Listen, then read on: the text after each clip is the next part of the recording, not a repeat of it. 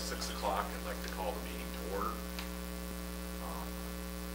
Is there any motions to approve or amend the agenda as it's written?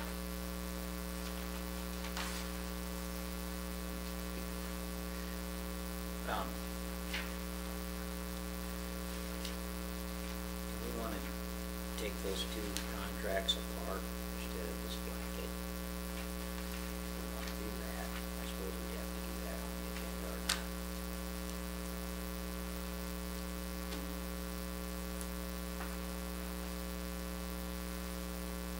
Handle that. Need to vote on it separately? Yeah. Yeah, we do, because it's in the consent agenda, correct? Well, I shouldn't say that. We generally vote on as one. That's under the new business. I think it's appropriate, yeah, now, that if you want something considered separately, yeah, pull it now, and then it would be considered individually. So yes, you're right, now would be the time. And then people that are on grants, can we pull those two? I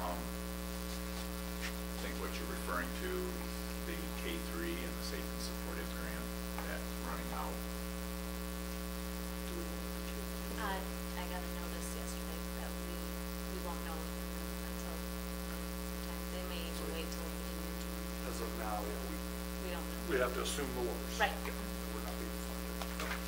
Okay, so in this, how many are included? There's 4 positions, correct? Of the 2 grants. Position last month, and they include certified contracts. Certified. They're talking about the classified. Is that what you're talking about? Well, I think what we're talking about, Yeah. So non-teaching. yeah, it's the non-teaching ones, the ones that, As far as I know, there's just one extra page.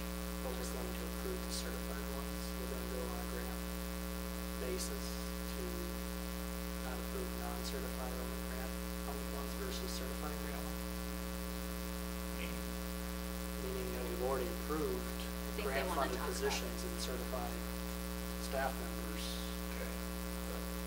Yeah. Well, we're not saying we're gonna They just disapprove wanna them. talk about it. We're gonna talk about it. That was the thing, when these grants Which is became why we- available, we have to find a way to find the revenue for them.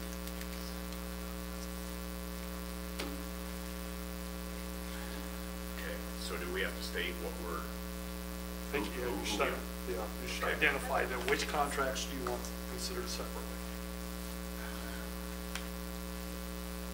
Well, the 2 administrative contracts that we have, and whomever is on grants. Which positions? Well- I expect they know. I think one is The K3 would be K3. Is Jose? You would be the at-risk grant. Where's that? Where's it? Not That's a continually reoccurring. grant that continually occurs. Is renewable or Already applied every year for. dollars come the same? We increase the dollar per amount every time we apply. Based on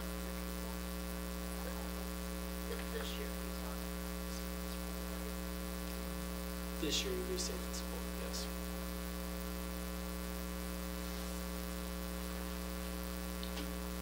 Okay, so is he covered or is he not? Is he under, he's under at-risk, that will be funded under at-risk, which is a grant that is every year. So he's not, there's no money, no revenue coming to him to No, fund there's his revenue position? coming. Yeah, but I meant is, from the 2 grants that we were talking about just now, is there any revenue to support his position? It's coming from those 2? Not from those. Not from the K through 3 grant. And No, not it's from not the associated with Safe that. and supportive schools. Yeah, safe There's support. other So they don't, funding. they're not apples. There's other funding that would support that position. Right. Okay. That's what Ryan's trying to say. Well, Well, then, the only one then would be Caitlin under those two. And as far as administrator here pertaining to Mr. Kramer, Mrs. Fawcett. Yeah. Okay. Is there anybody else that wants to amend anything to the agenda that is written? If not, we need a motion. Made by Tim McKinney. Is there a second? I'll second. Second by Kim Cook. Yeah. All those in favor say aye. Aye. Motion carried.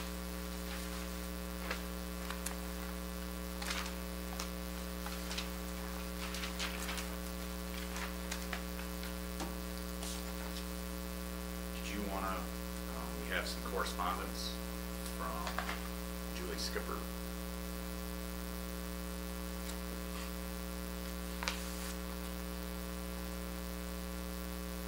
We also have some from, you wanna go with this, Ryan?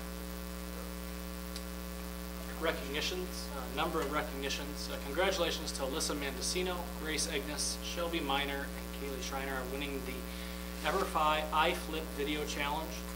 This was a video created that talked of teenage financial literacy. Winners received a $1,000 tech grant for the creative media class, and the video is included in your packet. It is very entertaining.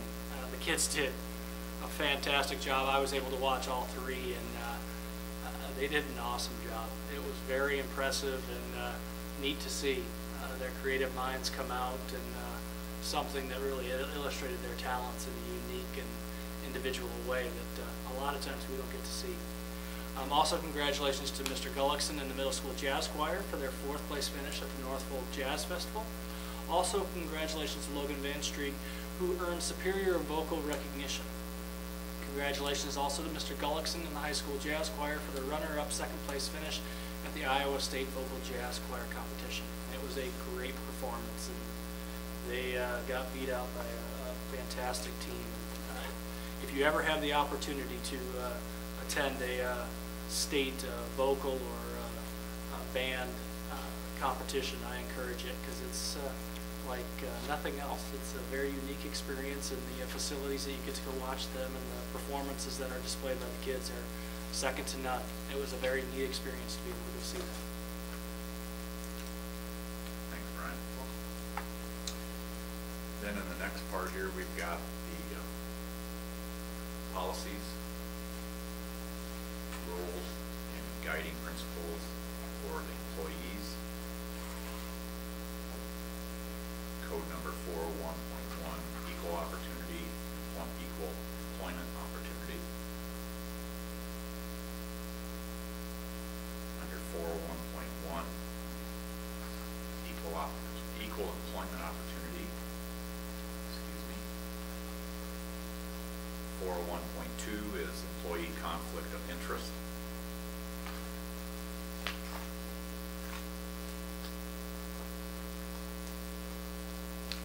And then the nepotism law that we went back and revisited, and there's been some work done on that too. The change, I guess, they'll go good. You want to go through that? You bet. And Mr. Cook did most of the heavy lifting on this, but the primary change would be for one relative evaluating another. The board will be involved in that, take a closer look, make sure that everybody's comfortable. Anything else, Ken? I think that was the No, biggest change, I think. Just That with evaluating, family members evaluating each other. supervise too. One family member shall not be allowed to supervise or evaluate. So, Without approval of the board. that's right. Right, so does that mean then that we need to go back or this evaluation, because it cannot be supervised or evaluated? We would, I'd say we move forward, finish the school year. Because that affects one of my positions.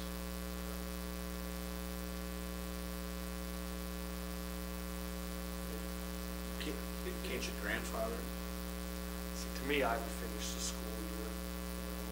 Understanding that we changed the policy in the middle of the school year and then have the board address it. So what about moving forward for next year? Well, then the board's going to have to make a decision about whether they feel comfortable with one relative supervising and or evaluating another. So it'll be your decision. If you say no, then it'd be up to us to find a different way of doing that. In a lot of systems, you know, for example, my wife and I worked in the same district. I was her principal. Well, instead of me evaluating her, the superintendent did. So yeah, we can cover for each other. And you're referring to softball? Okay. Is that an issue with what you, of how it can be done? I guess it can be done. I guess, yeah, there's a number of things there that. This relative or head coach? Yes. And We do have mother-in-law, you don't you? yes, I do. But we have other evaluators, I'm sure, don't we? So it's not a big deal. It's just something it's tough to manage. It's tough to manage your friends and your relatives. It's just a tough job.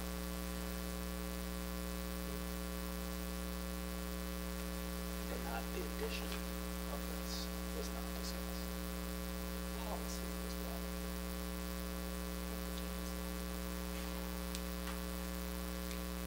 Well, do you want to table that one? Until you have more time to talk about it? Probably. It's not my call. No. I would. That would give us more time then. Well, Because Mr. Kramer stated, yeah, we haven't had open discussion about that. well, I think that then, at the very least, we should table it until we do have a chance to discuss it and move forward from there. I wouldn't have a problem with grandfathering it in. And moving forward for a small school or a small community, it could happen again. Well, I think the reason for this is so it can happen. I mean, that's really the reason why that there's nepotism law to begin with, so that way we can work around it and it can be without conjecture. Or policy. Policy. You know, I mean, I guess I call it policies, laws, but, and that's what we're trying to do. One thing that we don't have the opportunity, usually we have more than one reading. We have a reading. As far as how it affects the employees that we're discussing with now, there's assistant ADs, because that would how it would be handled, correct, Ryan? It'd be the AD and the head coach relationship. That would probably be my recommendation, is that would be the case. That would probably be the easiest way, as opposed to having the superintendent do an evaluation. Nothing on about it. softball. Right, exactly. That would Well- Or be- the other in that. administrator. Right. But you're right here, the board then could make a decision on, oh, this instance is okay. All you're doing is making it clear on what the process is, instead of just blanket, yeah, it could happen, it might not. The board just needs to make the decision. Whether they're comfortable with a family member evaluating the other. Yeah, well, we're just trying to make it, trying to take what people assume as the obvious and make it so that way there is no guessing, no anything that isn't on straight enough. Not saying there isn't or is, but that's all that this was done. Because you're right, small community, this comes up all the time, this kind of stuff. But I don't think it conveys that in based on the policy we that certainly, to me, in reading that, does not. I think there could be word added or changed in relation to that to make that message more clear in relation to what steps would, if we really are looking for clarity and consistency, I think there are other additions that we could make to that policy that would clear that up rather than the way it is. So where's your issue? I think that it is, you know, it recommended that one family member, because, I mean, just having this discussion, it wasn't clear to exactly who, in relation to, does the board get to decide to supervise them and make that? In first reading, does that mean you approve my evaluation of the person? So I have to bring that evaluation, which is a possibility also. So exactly, I think there could be clarifications in which, like you said, the person who is the fellow administrator within the district will be in charge of evaluating. Those type of words could be added to make that much more clear to those, because if I was saying we're passing a policy on nepotism, the general public might say they're passing a law, or I'm using your words here, passing a policy to say they don't want that to ever occur. And they're going to make sure that even though the most qualified person might be a family member, we're not going to hire them. Where I think we can provide clarity within the work. And I'm not saying that this does, but it definitely doesn't, it isn't spelled out exactly what's going to happen in a situation. For instance, if that question is true, if I evaluate that person, is it saying that I can just bring that evaluation to you and you approve it and say, okay, yes, that's a correct evaluation, or no, this is not, we need to have somebody else do it? I think I do want to point out quick, I did revise this one that's up there. There's a copy on your desk. So the one up here is not the same that's on our desk. No, this one went in the board packet, and I visited with Ken on the revisions after the board packet went out. So the one in front of you, the paper copy, is what has been revised to.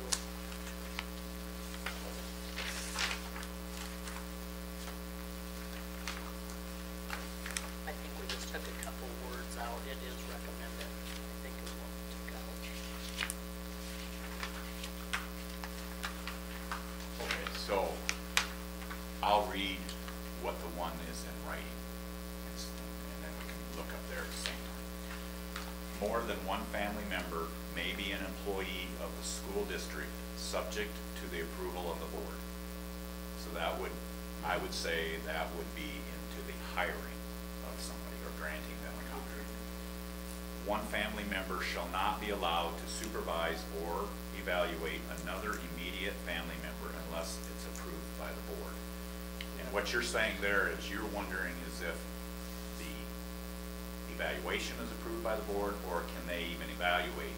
Or are unless you the board's- saying would, during the hiring process, when we approve that yes, it's under the assumption that because you approved the position that I am in, along with the position that those that my family are in, that you have then so approved me to evaluate them? I think the intent, go ahead, is, one family member not be allowed to supervise or evaluate another. I believe to me that's clear. Now, so unless approved by the board, we would approve it before the evaluation.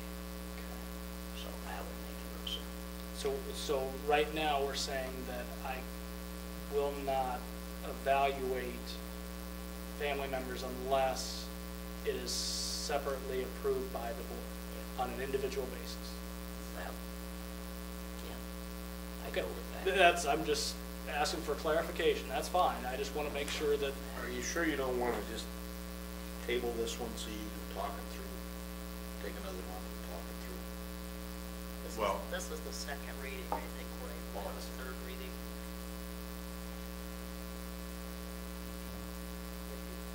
Give That's them time, necessary. give them time. well, this is not the second reading of this particular paper, though. No, this, yeah, I the mean, revisions we- have been made, and, This is the second, this is the first reading of the change. yeah, yeah. In my opinion, we always give it two, you know. If this is in the one that goes in the book. So that would mean that that's the way it is. If you approved it. If we yes. approve it, we don't have to do them in order. I mean, we just do this on count. We just keep going through them. Okay. So, on the basis of that, the policies, the 401.3 being the first, this is the first time we've had a chance to look at it with the changed verbiage that's in it. We'd like to pull that out and put it back in, and next month is when we'll actually vote Well, to at approve least, it, or to. at least get everybody on board with what we're trying to say, because I can about guarantee you that this isn't the last time that it'll happen, because it's a small community. Oh, I don't think we're, okay. Is everybody okay with that? I'm okay with that. Okay, is that something we have to vote on? I think if you wanna approve the other policies, you know, We say can probably let's- make the motion, we approve the policies, minus 401.3, we want to table that so we can have further discussion, but approve the rest of it. That would be like what the motion would be. Okay. Okay. Then we also count, we didn't get all the way through them, so. I've got a couple of questions on 402.3. Who's our level 2 investigator? And is it posted in all school facilities? I think our policies are well underread. Well underread. The book's too big. This is 402.3. I'm just asking who our level 2 investigator is for abuse of students by school district employees. I don't even have a I don't have them 401.3. I think that's the one under the new business. That's the new reading. All right, sorry. Okay. Excuse me here. I'm gonna go from the nepotism law, then I'm gonna go through the balance that we have in our package. We have 401.4, which is employee complaints. We have 401.5, which is employee records. We have 401.5 R1, which is employee records regulation. 401.6, which is transporting of the students by the employees. 401.7, which is employee travel compensation. And 401.8, recognition for service of employees. 401.9, which is employee political activity. Are there any further questions or comments about the ones that I announced after the nepotism?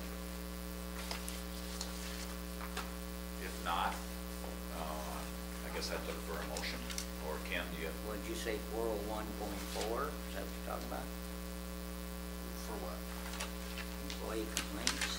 Is that new? Employee complaints. No question. Okay.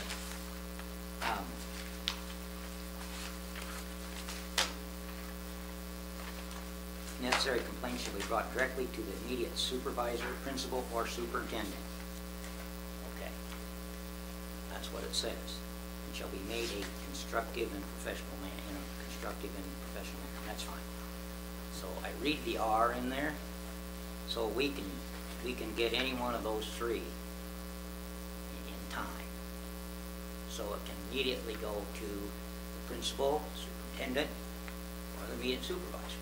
Did I read that correctly?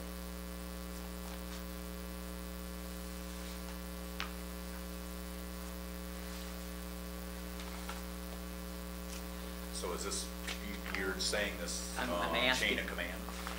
That is, I always was under the impression that it was a chain of command until I read the employee complaint. If it's an employee and they have a complaint, that can immediately go to whomever they want it to if it's an or. And that's okay with me. I want to clarify that. Okay. So it can go directly to any one of those three to start out with. Our complaint process, I think, though, is a little bit more complete and directive, and it usually references to the closest source of the complaint.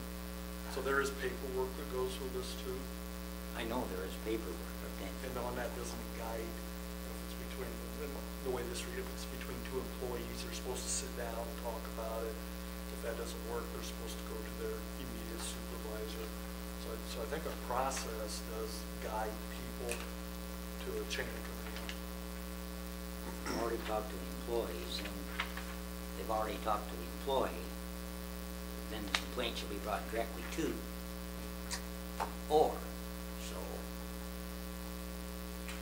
Yeah, that just tells me if they've talked to the employee, they can go directly to whomever they want. Well, to the superintendent or principals, Okay, or to their immediate supervisor. But I think probably the intent here, Ken, is that whatever's appropriate, well, you know, yeah. but Yeah, I'm just asking if that's a possibility, that's all I'm asking.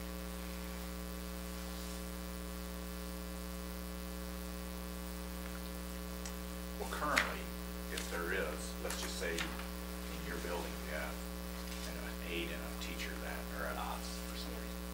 They generally come to you, or you're directly knowledgeable, you're in knowledge of it, and you take it and bring it to the open to get it solved. I imagine that's like the same thing with you, Ryan, correct? Or if It doesn't always go. sometimes if it's brought to the superintendent, he may bring it back to us, Yeah, depending on what the situation is. okay. It's fine, as long as they, to me, I see it as being, they can go to anybody there. And then another instance, Ryan, let's just say that we have a coach that goes to Mr. Boza, since he's the assistant AD, and not you. He can handle that how he feels fit, and then somehow or another you will find out about it, or he may come and ask you. So that's where immediate supervisor would come into. If it was like at an event, yeah, I mean, if it was occurring where. Something instantly had to be- Exactly, yeah, where there'd be Okay. something where inappropriate behavior by a fellow staff member and they had a problem with it, and I was not on duty that evening and the assistant athletic director was, Mr. Boza, yes, that would be exactly what I would look at as the immediate supervisor would take care of that situation. But if, you know, based on if they're willing to wait or not, if they want to come in, but yeah, Okay, but define that's it.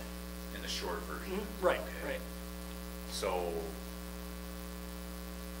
the or is what you're, The or is nice, I think, okay, because there's some latitude there. It isn't necessarily lockstep. okay. That's what or tells me. Okay, so you're not wanting any changes? I want no changes, I just wanted a clarification, Okay. that's all I wanted. Okay. Apparently I Because couldn't there figure it is- out when I read this. There's a formal process that goes along with this, or that has another part on our policies, not laws, but policies, okay? So what we have is what we need is a motion, because this is the final reading. Has it been excluding the 401.3? That's what I need. just, can you use the one I told you, right? Okay, but that's what I'm.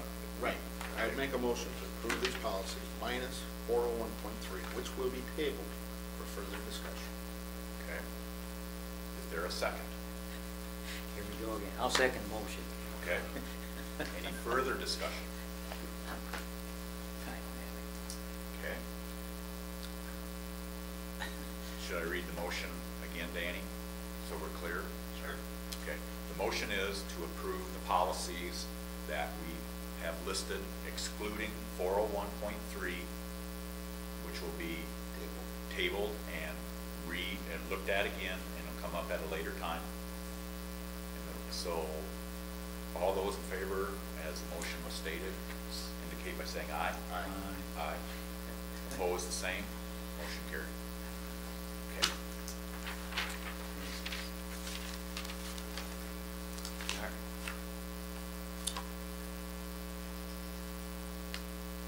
Sorry, guys. Got off track a little bit. Okay, now we're moving on to the consent agenda. Everybody had a chance to look through the March minutes?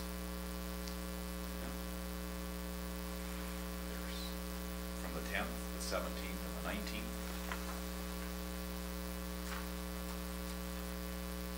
Any questions on the invoices for this month?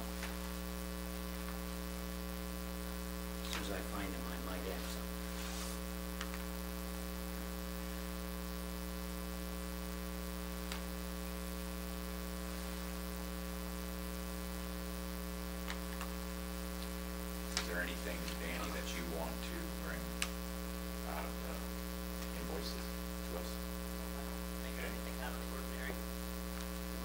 what I see is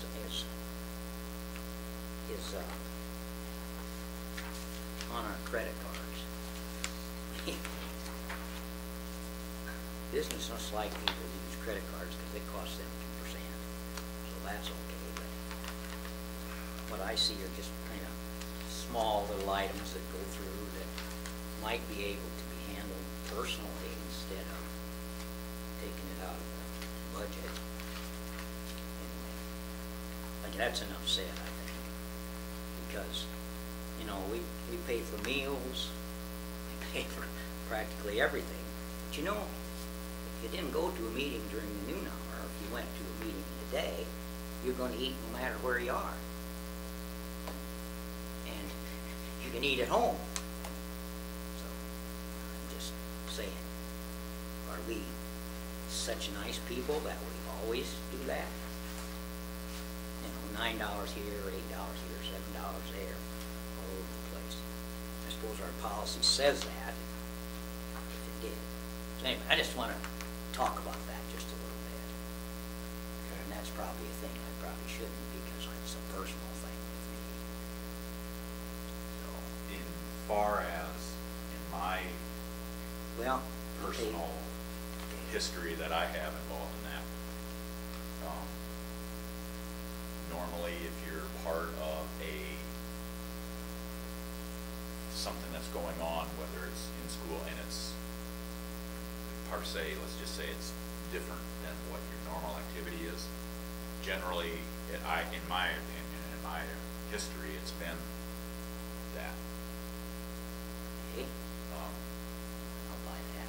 I mean, that's according to me, so I don't see that much wrong with the way that's being used. I mean, we have limits and we have guidelines that give us the way, what can be done and what can't be Well, done. and that, our policies are silent there as far as giving us guidelines for real reimbursement, and that's one thing the committee plans to bring to the board. It would be nice to have guidelines. It would be. Currently, we I just haven't gotten to work on that. That's in the works. I think Danny does a really nice job of screening that. If she sees something that pops out, and, you know, so it's not like it's unfiltered, you know, it's being looked at. As far as every credit card expense. Well, I usually always ask. I don't, if it isn't, Okay. you know, glaring out at me. So in reality, there is a committee that's working on in the future to address, to make it more clear and directed. How much is allowed for breakfast, lunch, dinner? We do a full day stipend. And if somebody wants to go over that, you know, then they can, but it's out of their pocket. There are districts that actually do that. Right. And if you want more, you just pay more. That's all. Okay. One question I have, Andy, did we ever clear up that trouble with that credit card? It's still ongoing. Is We're it? still getting letters that they're crediting certain charges, so hopefully in a couple of months they'll all be Okay. up. If there's no further questions on the invoices, I'll move to Mr. Collins to go with the financials. Danny, you did the PDF up. I'm going to flesh this out just a little bit more. It's the same information, but this will reflect that we're 75% through the school year. And so I just wanted to give you more specifics. One of the most helpful reports I think we have is this one, the general fund balances. It gives us a nice look at about 4 years worth of financials broken down on a monthly basis. We have cash, revenue, and expenditures. So that handout I gave you is the core reports. And then, so right now we're going to look at our cash balance, and that's comparing last year to this year. Let's go to the next one, Danny.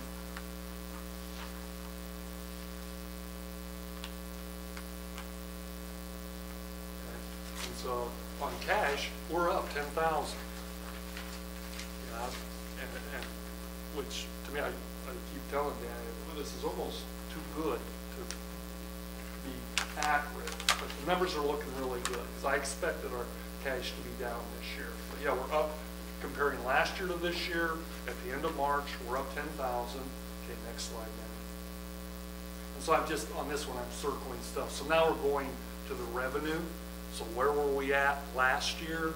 Where were we at this year? So go ahead and blow up the next one. On the revenue, we're up $538,085. So 12 months ago, we had that much less in our revenue balance. Okay, next slide, Jenny. And then you go over, and I guess another reason I'm doing this is what you can do with this one report. You know, we could even do a 4-year profile. So now we're going to look at expenditures, and those are up too. You know, which usually you think, oh, we hate to spend more. Okay, scroll down just a little bit. Oops. There we go. So they a little bit, there you go. So our expenditures are up 333,000. Well, we knew they were going to go up. And that might be concerning at first, but right away you're going to notice, oh, our revenue's up 538,000. Expenditures are up 333,000. So revenue is up almost, what, 205,000 more than our expenditures. So all good indicators. And then go to the last. So why are expenditures high? so much higher? We increased our FTEs. Remember, we hired 3.5 extra, I think, this year. We're replenishing some of the programs that were cut 3-4 years ago. I think we're doing that in a very conservative manner. So the grant money would lead to more expenditures. So we had a K-3 grant. Yeah, we've got 80, let's see, over a 2-year period, 84 more students to educate. So, and that also explains the increased revenue. So those are just a few reasons. So last page, Danny. So now we're going to compare current revenue to expenditures. In other words, we got money coming in, we got money going out. And go to the last one. Right now we got 302 date, as of the end of March, we had 366,699 more dollars coming in than what were going out. So all the numbers are looking good, and that's, we're 75% of the way through the school year. Now, we don't want to take that for granted, and I'm not going to take a lot of your time here. Hey, life is good. You know, we've got a $2 million reserve, things are going well. It's just something, you know, we should take at least a few minutes every month to monitor and keep our eye on it. But just wanted to flesh it instead of me saying, things are looking good, better than expected. I just wanted to give you some more specific information. Do you expect our enrollment to increase every year? You know, I'd be a fool to say yes, okay, that I expect that. But when you look at class size, we're graduating for the next 3-4 years, some of the smallest classes that are currently in the district. And our enrollment in the primary, we're looking, is going up. So you graduate small, you're bringing in big. And I think we got good news from the preschool this year too. So far for sign up, yes. You know, numbers. So every indicator, what you do is you watch it constantly, and Ryan and Carrie both do a really nice job of that. Because yeah, could economic disaster hit and we lose 80, 90,000 or 80, 90 kids? Yeah, could happen. But do you run a school that way? You see, I don't think so. But that's a longer answer than you. So, no, I don't expect enrollment to go up every single year forever. Okay.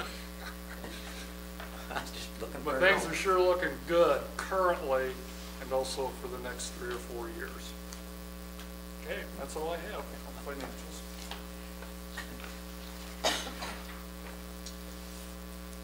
Going back to personnel, we have Mark Alderman, which is, now is it doesn't say which his duties are, but he's going into his 5th grade. Okay, and then, I do have a question for you. Was he, when I first started on the board, did he teach baseball one summer? No, I think you're thinking of Mark Negard. No, there was two young Mark is a coach for us. Mark currently is a coach. Mark actually is our Yes. assistant basketball But coach. this Mark was Alderman. been about 4 years ago, 5 years ago. Wouldn't have been quite back that far. Mark Alderman, this would have been his second year as an assistant coach for us. Okay. Anyway, and then we got, so did you want to say anything in support of that? He was a student teacher in the school and just blew us away. There were 3 of the 5 interviewees that we just really had a hard time choosing, but because of the professional relationship between Tiffany, who was his 5th grade mentor, and him already established, we know that's going to be a strong team. And having a man in elementary is going to be very nice, especially at that 5th grade level. Okay. We got Jose Garcia. This is for the soccer coach. Correct. Okay. And then we also got, Mr. Hoig, Jerome Hoig and Ryan Suisaz, both those. Jerome takes the girls in the summer athletic training program. Ryan takes the boys. We've done this for the last 3 years. The first year of the program, we contracted with CNOS for the combined cost, and now we, just like last year, we did it on our own. We're very successful and would like to continue that this year and moving forward. Does that mean they're in the training room, whatever, 3 hours a day, every day? That's correct, during the summer. And why are we providing that? Just a question. Well, we did 3 years ago. The reason and the thought process was to increase our performance on the athletic fields. What we did find and opened it up to any student, not necessarily associated with athletics, if they just wanted to come and work out and do it. And some kids have taken advantage of that. Not that many. Primarily, it's our students who are involved in athletics, but it's a great benefit. It's something that a lot of other districts have come to do, and that was the reason for starting it 3 years ago. We're not violating any principles of Iowa High School Athletic Association, are we? You know, the summer contact, actually these two are not associated with a specific sport because they're not coaching to a sport.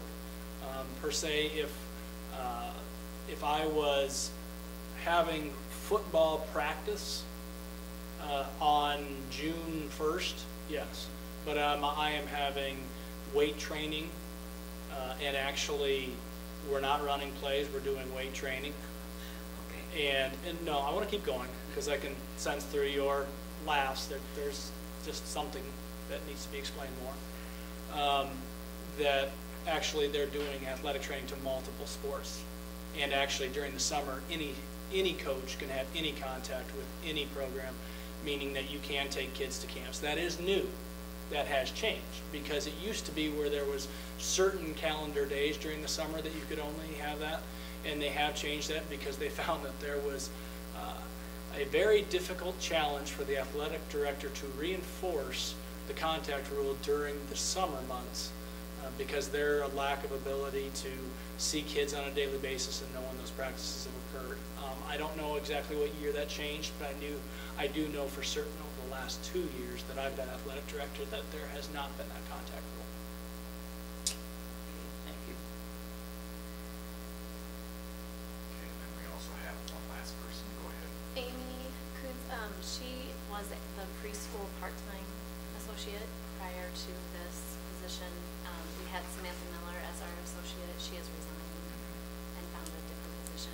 So she, in lieu of termination, because we two of our preschool students moved away, so our numbers dropped, where we would no longer need our preschool associate. Instead of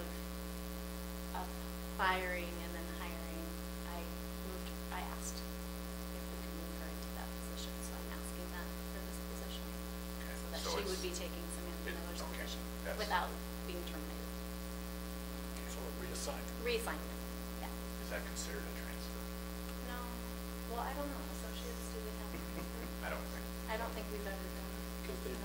not then operate transferred. under the master contract. Yeah. Okay.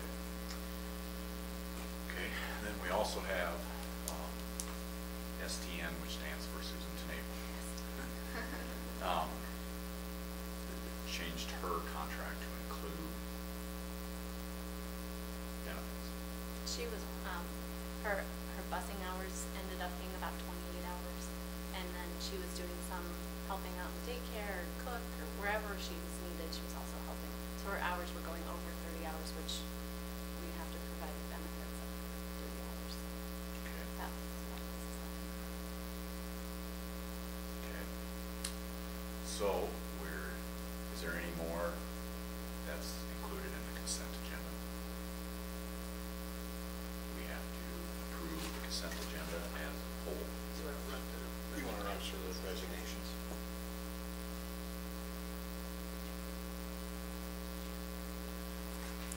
Oh, I'm sorry. I don't have it here. There's an addition to that, to the resignations. I did copy that, I think, and put a paper copy on everyone's desk. And that's Mary Sheepman. Oh, okay. We have a resignation from Mary M. Sheehan for the play director.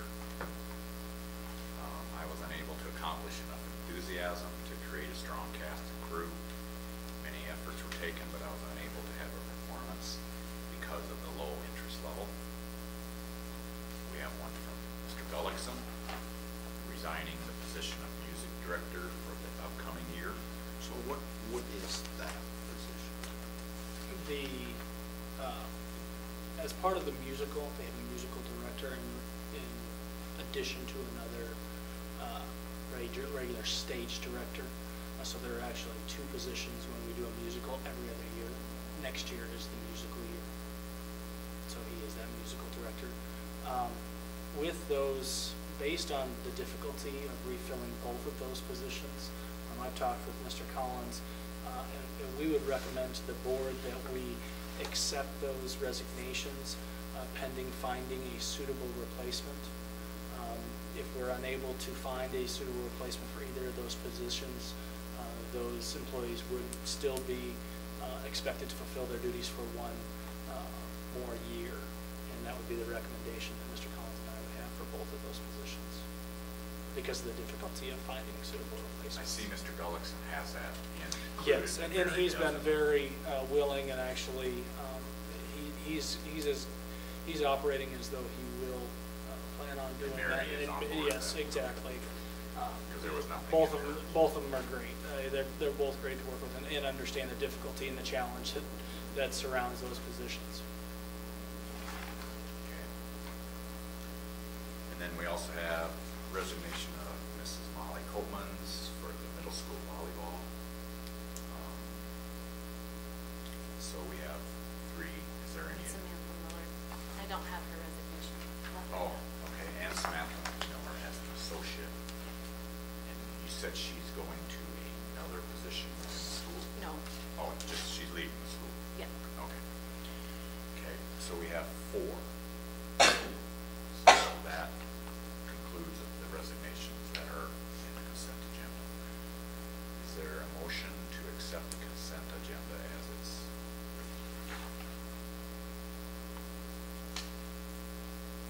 So moved. I second. Made by Ken Cook, seconded by Tim McKinney. Any further discussion? Not. Entertain a vote. All those in favor of accepting the consent agenda as read? Aye. Say aye. Those opposed, same. Motion carried. Thank you.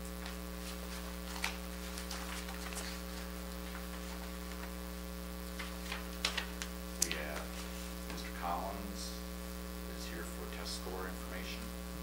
And Mr. Kramer's going to lead the parade on that. So we do have data for you. These are the results from this year's assessments. So our kids were tested this spring. Mr. Kramer has a lot of good information. Front and back sheet that Mr. Hanson has done a lot of the heavy lifting and putting together,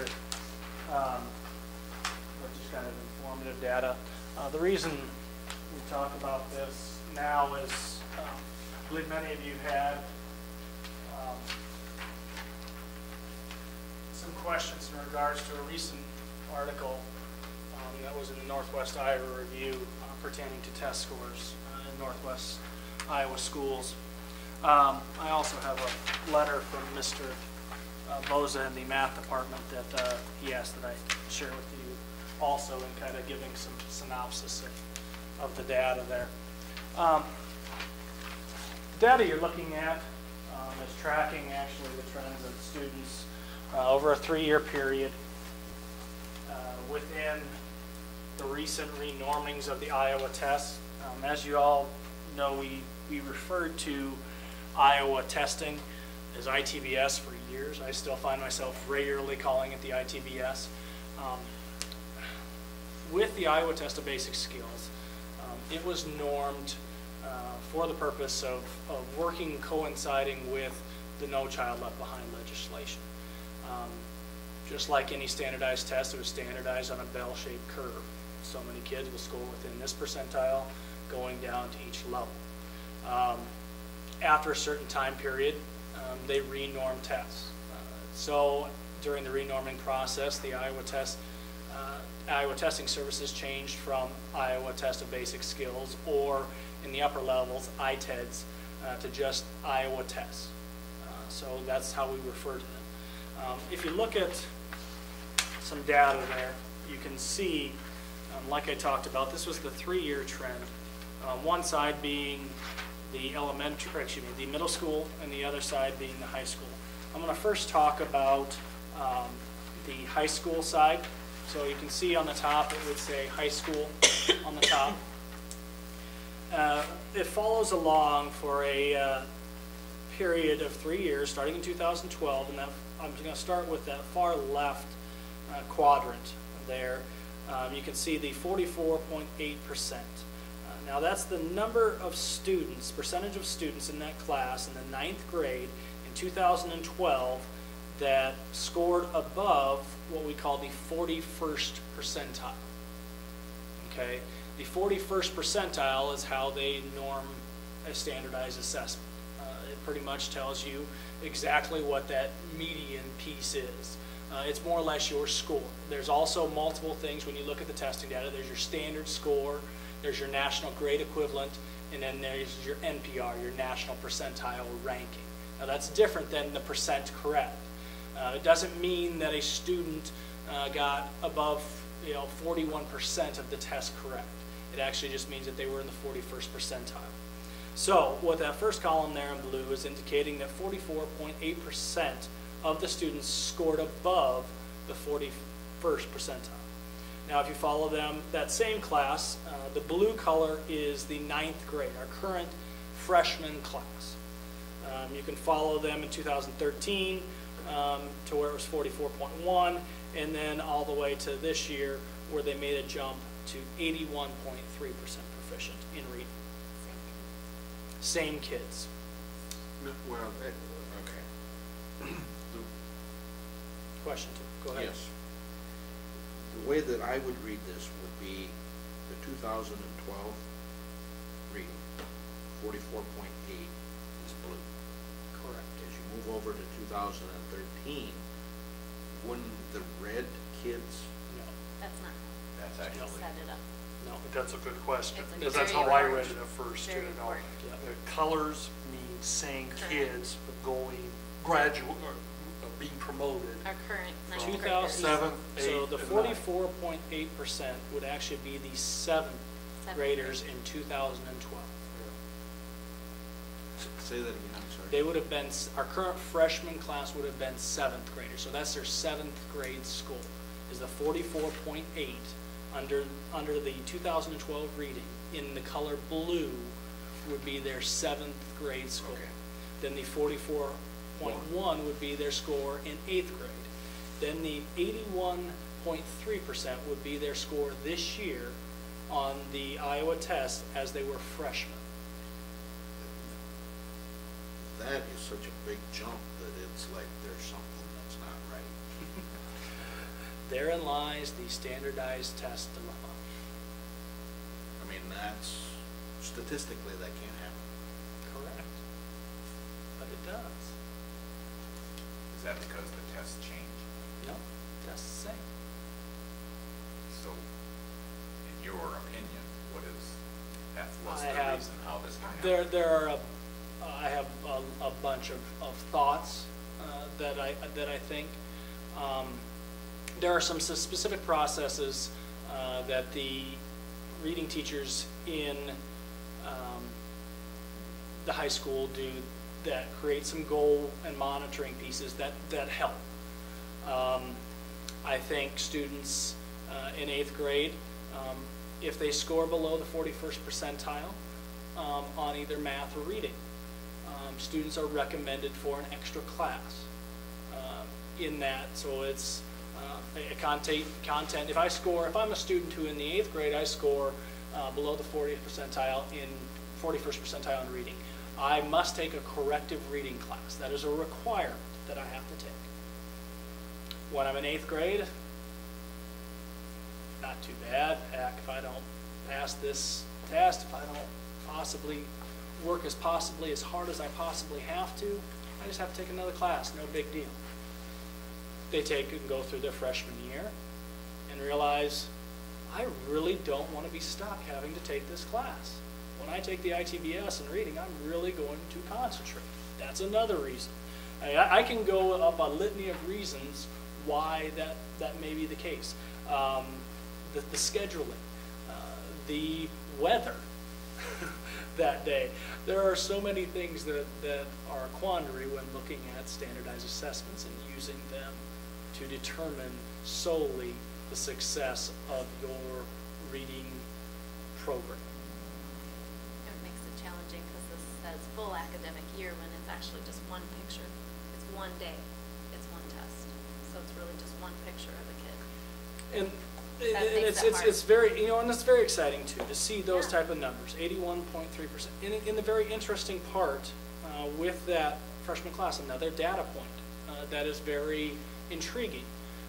On the national level, usually it ranges about 10% of your students within any given class are diagnosed with a learning disability, which would mean that they are on an individualized education plan. So that means that kids have been diagnosed with, they have trouble in a specific content area, and we have to have goals. So 10% of your kids usually fall into that category nationwide.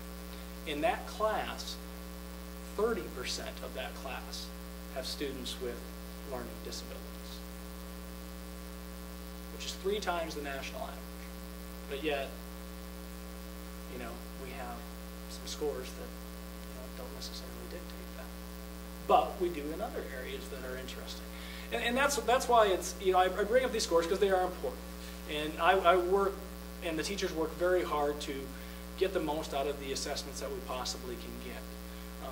The important factor is to, that I continually remind myself after doing this job for more and more years is to use as many data points as we possibly can to make a proper picture of what improvements need to be made and what things are improving.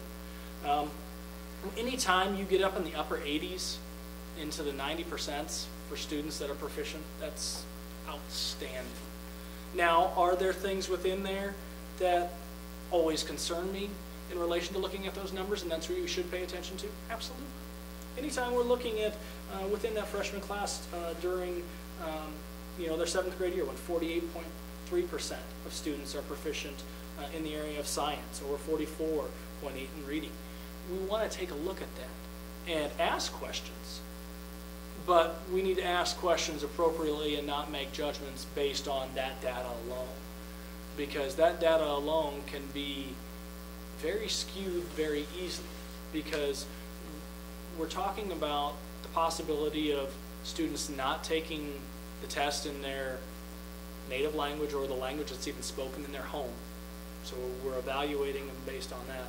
And the possibility that nationwide, if you look at students who typically, on average, come from poor economic or disadvantaged homes, standardized tests are biased in relation to them because they rely so heavily on vocabulary.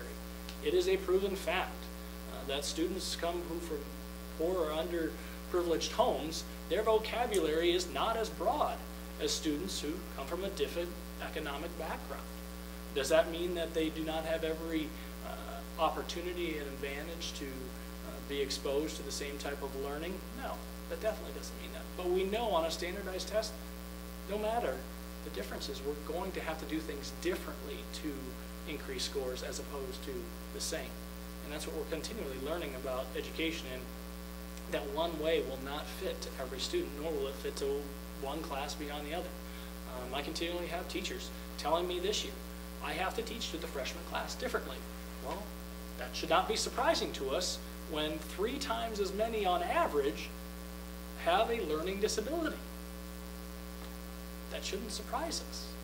That should be something that, yes, that answers that question. We have to work differently. We have to teach differently. We have to look at different professional development that allows our teachers to be exposed to new and creative ideas that allow us to teach in different ways to this interesting population, that we are unique in ways that allow us to really be exposed better to different avenues than we would any other way. And it's just exciting to look at the data. The same way is for the middle school on the other side.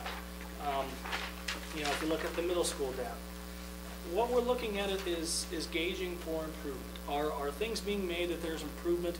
And if we don't just break down the data, you'll remember Mr. Boza and Ms. Thompson were here last month in the spotlight for math. And they talked specifically on how they look at item analysis.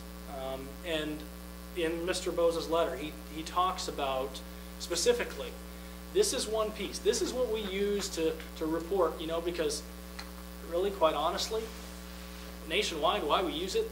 Because it's easy. It's an easy number. Because we want to be able to quantify if you're successful or not. That's why we use it. We don't use it because it's a good indicator. Because if anybody tells me this is the best indicator of school success, they're crazy. Because we know that you can't base, I mean, it's based on a bell-shaped curve. So many kids are going to fall into one area. It's a norm test.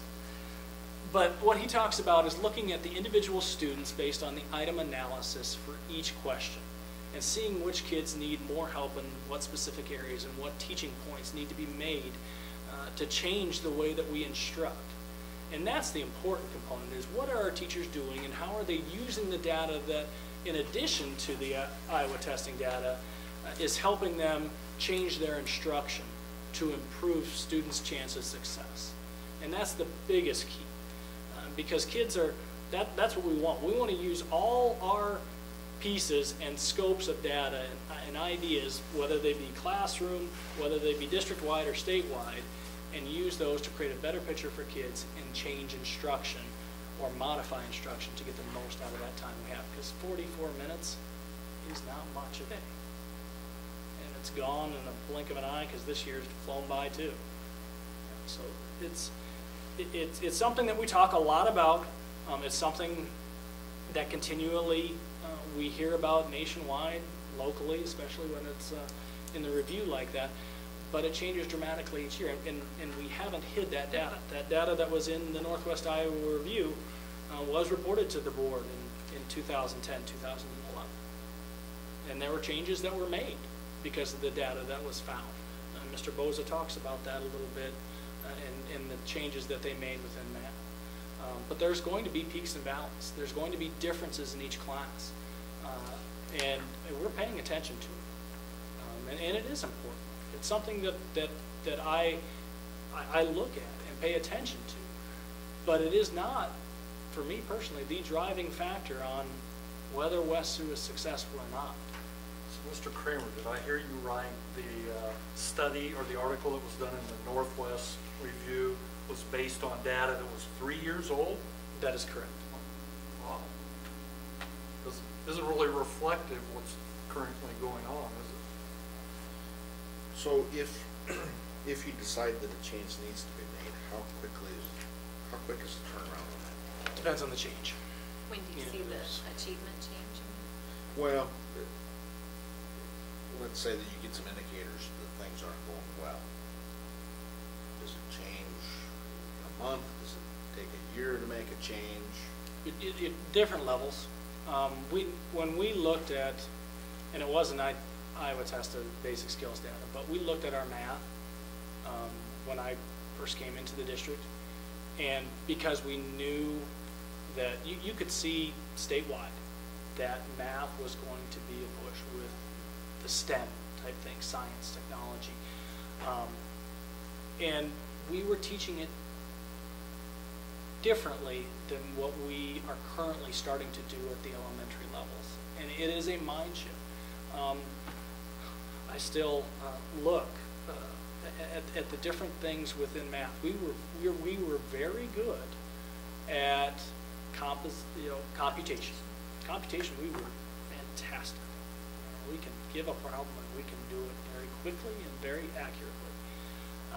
But we never understood truly what we were doing. And when I say that, you have to take apart this class that does poorly this year and this class that does high this year, because they're so different. You have to look at the continuancy.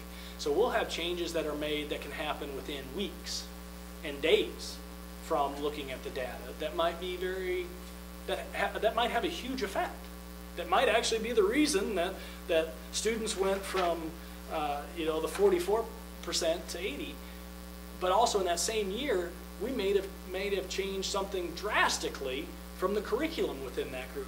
And maybe that's contributed to the change. So how do you know, how do you know what When you a change did? needs to be made? Well, what am I trying to say? If you make more than one change, how do you know which change made the effect? Never know for sure. That's That's the challenge with education, is because we can't have a control group. Because if we start a curriculum, I don't think you're going to be the one volunteering for my kids, hey, I want to stay in the old stuff. I don't want them to be in the new stuff, and I want them under control. That's where we have the luxury in medicine to be able to have a control and a norm group and compare those. In education, that's just not going to happen. And so we look and use our best data and the best pieces that we have available to us to know that we need to move forward and make changes continuously and adjust and put the pressure on ourselves.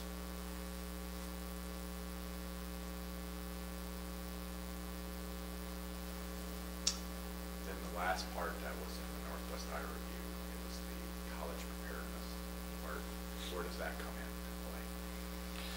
That comes into the ACT data. Oh, go ahead. Go ahead. No, you actually did some more research. I was thinking, yeah. Yeah, that was based on students that were taking the advanced placement test. That year, there were 5 West Sioux kids that took the advanced placement test. None of them scored a 3 or better, I'm assuming, that we weren't privy to. But yeah, so that was interpreted as meaning that no West Sioux student was prepared for college. Because 5 of our kids took an AP test and didn't score high enough. Okay, so with that being said, you can generally relate that the more kids that take it, the better chances you have of being higher, placed higher number of kids. I would say the more AP courses you offer and the more high-level courses that you and the number of kids taking those, yes, would indicate, because then that would in turn also relate to your N number, which would increase, and then the percentage would be high. Well, the reason why I'm asking that is, since that came from a different source of information, apparently, Oh, yeah. Yes, it did not come was to the included in Northwest Iowa's Review's report. Is it safe to say that I shouldn't say it, I don't mean that the way it is. Is it important that these kids take these placement? And then how come we only have 5? That's what I'm getting at. Well, How come we honestly don't have that many kids taking high-level courses, because here's what we do, which is very unique. We offer AP, which is fantastic. But as Mr. Collins actually, being from other states, also knows this pretty well too, can answer this probably even better. We'll pay for college credit courses for kids. To get a college credit, if you take a college credit course, you just have to pass the class. To get a college credit taking an AP course, you have to take the national placement exam and score high enough on that one exam to receive the credit. Which costs you money, and also the college can turn it down. It's up to the college to decide whether to assign credit to that score or not. But the people, and my history of knowing about this, the people know before they take the test that college will recognize it. If you've probably I mean, gone to it. Well, well, I mean, it's the if you same. do- It's the same as any transferring of any other credits. Right. You But know, I mean- you probably have a good idea of Okay, what but I colleges mean, take it, which ones so, don't. and the reason why I'm asking all these questions is because that part, since it's different, came from a different source. You know, the questions were, of course, directed to all of us from various places and individuals, is that there was no answer. I mean, I'm not prepared to explain fully in detail because I don't have the education or the history or am not privy to all that. The one that bothered me the most was the college, and that's actually the one that I got the most calls on because that's how they assume that those three things that they went into detail about equaled this. That's the assumption by myself also, just so you know. And that's the interesting part too, is because there were some other additional questions. Now, because the Northwest Iowa Review reprinted the article from U.S. News and World Report. But if you go online and look up school districts, there are countless internet sites that will rank your school, rank it. I found it very interesting because you talk about educating ourselves, and this was, I went to one, and I went to the FAQs, and I actually was finally pleased with one of these sites because under the frequently asked questions, they said in bold print, we realize standardized test data is the worst way to compare success of schools, but it is the easiest, and that's why we use it. Right in their frequently asked questions, it's the worst way, but this is how we use it because this is the simple way, and we're going to make money off of it. And it is. It's difficult, just like Tim's question. Well, how do you evaluate when we need to make change? There is no specific thing that I can say without going into a long, dramatic explanation, which we know if you're writing a news article or have a website, people don't have the time to read that and rank and look at things on a quantifiable level unless it's a standardized test. And it's the easiest, and it's the quickest. So, another question I have is, why do you suppose then they used the 2010-11 year? I assume it because it sounds like it was actually a pretty extensive study based on the data that they use. Because you're talking nationwide, every single school, to just in order to quantify that data, I would say it would have taken them, it was based on a study. If we look at studies, and you look at even medical studies, the research is happening years previous, and they're following out.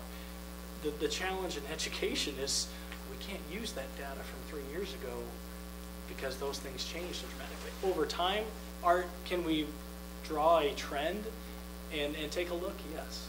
But was that an anomaly? I think so. Based on the data that I've seen in previous years and since then, based on that specific moment, yeah. Are there percentages that on certain years that need to be changed? Yes. And I think you're spot on because U.S. News and World Report, this isn't all they do. They have a full-time job. So to compare high school, thousands of high schools across the nation, they probably had to start 2 years ago with the data, and they felt compelled to use this apples to apples. So you can't switch years as your study's going on. So that would be my guess too. Neither of us have contacted U.S. News and World Report. I'm more interested in contacting Northwest Review and just having a friendly conversation with them about, hey, we have current test scores, and it's public information. they could do another comparison based on more current information. Is that something that you could do? We certainly could ask. We also Well, have a friendly hometown newspaper that would probably work with us. What happened, well, I don't have to tell you anything you don't already know, but what happens is this report comes out. Whether it was based, nobody knows it was based on data from 3 years ago. They see it and it's just, Oh, yeah. See, we didn't either, Tim. It took us time to dig into it. No, And that's the problem with every one of these ranking things. You gotta dig. You gotta find out, what is this based on? And then we felt like the best arena to do this would be at a public meeting, so that we're all on the same page. But yeah, I would think that would behoove the district to go to the press and offer up our current information and talk about some of the really great things. You know, Ryan's made some good points too. You know, and Carrie, that a score from a single day of testing may not be the only thing we want to look at. You know, so maybe we also talk about some of the other great things that are happening in our schools. Get a chance for us to blow our own horn. I do want to say too, to remember that last year on the ACT, we had, what, 2 kids score perfect ACTs on the science test. I mean, we do have some outstanding achievement happening here. so how would people know that? Well, we now, you know, I think this helps, having the board meetings taped, because we made a big deal of that, I believe, last year. And when we get the final computations from ACT scores, we will again. Mr. Hansen does a fantastic poster. I call it the brag poster that we put up all over the place. But that's not in newsprint or anything. I don't know, but sure could be. Yeah. The papers have been real Well, that's cooperative and great. friendly, working with us and talking about programs, so. That's great, but I guess maybe what I'm trying to ask is what's a good way to get information out that, as opposed to all of a sudden this article comes out and then everybody just gets all up in arms. Is there a better way to keep information flowing to Our website too. the community? And here's. I'm just asking a question. I don't know. We I'm were just as asking a question. we were as blindsided as anybody by the Right. article. And yeah, it takes us time to research and then dig, because we don't want to just blow smoke at you. So that's hard. It's hard to respond to articles that might be basing their rankings on data that's 3 years old. You know, it's hard to anticipate that. Do we track our alumni No. and to the success rate that they're having as they go No. through colleges and universities? Do we do that? That would be an outstanding expenditure way for us to use some of this revenue that because we can hire that done. Well, we should have that pretty easy with the survey from people. We know who's graduated. I think Typical so. Right. survey response on kids you have here and parents we have here is about 20%, let alone with students that we don't have there. I think we've tried that before, and the return rate is awful. You know, I mean, get used to the idea you're going to get 4 or 5%. Is the only return. But I don't know if it's better if you call. There again, you're looking at more time. That's why, I mean, there are services that will do that for us, and they're fairly reasonably priced. For cost. But I'm just wondering if there's a way to keep information from, I mean, we've got. I think you know, there's always good ideas and good discussion, because we want to have that. But in this case, I think it seemed to go so quickly is because there's a old adage to this, that bad news travels twice as fast or something, and it seems to me that that's quite prevalent. So in this report from Northwest Iowa Review, there's a 0 in the math area. Now, how did they get that? Is the discussion we've had here, does that tell me how that 0 got there? I wasn't aware of a 0. Is that in the? I'd have to look at it. I didn't get there. Okay. I looked at the age of the data and also the college readiness. Okay. There's 0 right there, and I think it's based on The only high one I saw was achievement, college. middle achievement, low achievement. We had nobody identified in the high achievement. That's what I think it was, because I spent time on the computer looking for that stuff. So, I just wanted if you could explain that. That's fine. Thank you. Do you know what data that was taken from then? I'm assuming it's the same data. We shouldn't assume though, because for college readiness, they used 5 kids that took the AP Yeah, test. but they did that for academic. they did that for everybody. They gave the number that took it and the number that passed. But did. past what? The AP, Yes, right. that college readiness. Now, I don't know how they came up with the number, but I know how they came up with that. Well, 0, if that was the number of students taking the AP test Not the that math part. passed, well, it's, I'll have to look at it. It's not the math part. That's just general mathematics readiness. But again, well, we always want to look at, okay, so how did they determine that? Because I do know you don't determine a district's student population readiness for college by just testing 5 kids. No, I'm agreeing with that. We have more people in AP, but only 5 chose to test. So, yep. Not reflective of a student's readiness for college. Now, doing a postgraduate survey would tell us more. How many kids are going to college, and how many That's correct. kids are being successful. So, but Tim's making a good point. We're you know, so what, you're gonna make decisions based on a 5 or 10% return from a survey? Well, that gets frustrating too. What's the process then of taking the AP? Meaning is that the guidance counselor that distributes that? Is it kids? They have to go to centralized testing. I mean, Okay, it so has, it's it has not- to be, and there are very, very strict criteria around testing for AP. It's a lot like an ACT. Yes, it is probably most similar to an ACT type testing. So it's not held in the facility? It central can testing? be, but it's, Only If you're a testing center. only right, if you're a testing center. But it's not a locally administered test. You gotta go. Okay, do we recruit, do we try to recruit? I mean, The is that teachers have something- worked to try to reinforce to kids, hey, go try and take this, do this, these are the things that can work. Even if you don't pass it, they can give you good information that you can use to make adjustments into your learning, and it's a good evaluation. Do you pay the fee for it? We do not. It's spending too. So I mean, if we want to encourage students to take the AP test, again, let's pay for the test. What's the fee? Don't know. But I know an ACT is up to about 70, isn't it? I honestly don't know off the I top mean, of my head. I don't know, but I know would it's guess. spending, especially for a teenager who might not want to take the test in the first place, and it's always a gamble with an AP test. I'm not, as a counselor, I was not a fan of that, because I can put my kids in concurrent classes, and then they have a college transcript, and it's no cost to them or their family. An AP is a gamble. Even if you get pre-approved. I've seen that come back To on. take your class or to take The test, the test. I like the class. Class is challenging.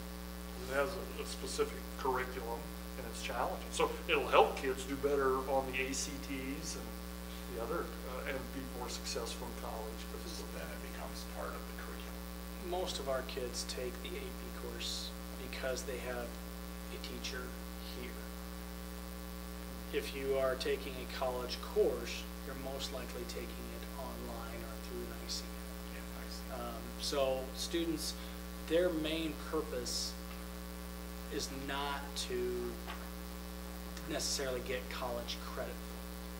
Their main purpose is to take the class so they can learn from a teacher that they're comfortable with in the building that they're in, and knowing that it is a challenging curriculum.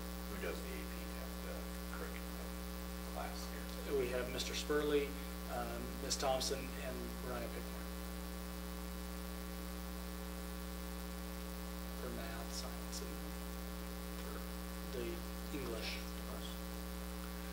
I'll just throw this out, and I don't want to delay us too much, but, you know, another thing that will influence students to not take the tougher classes, and I'm glad to hear we have some that want the challenge, but they don't want to hurt their GPA. And boy, if I take that challenging class, I might not get an A, and there goes my 4 point, so I don't.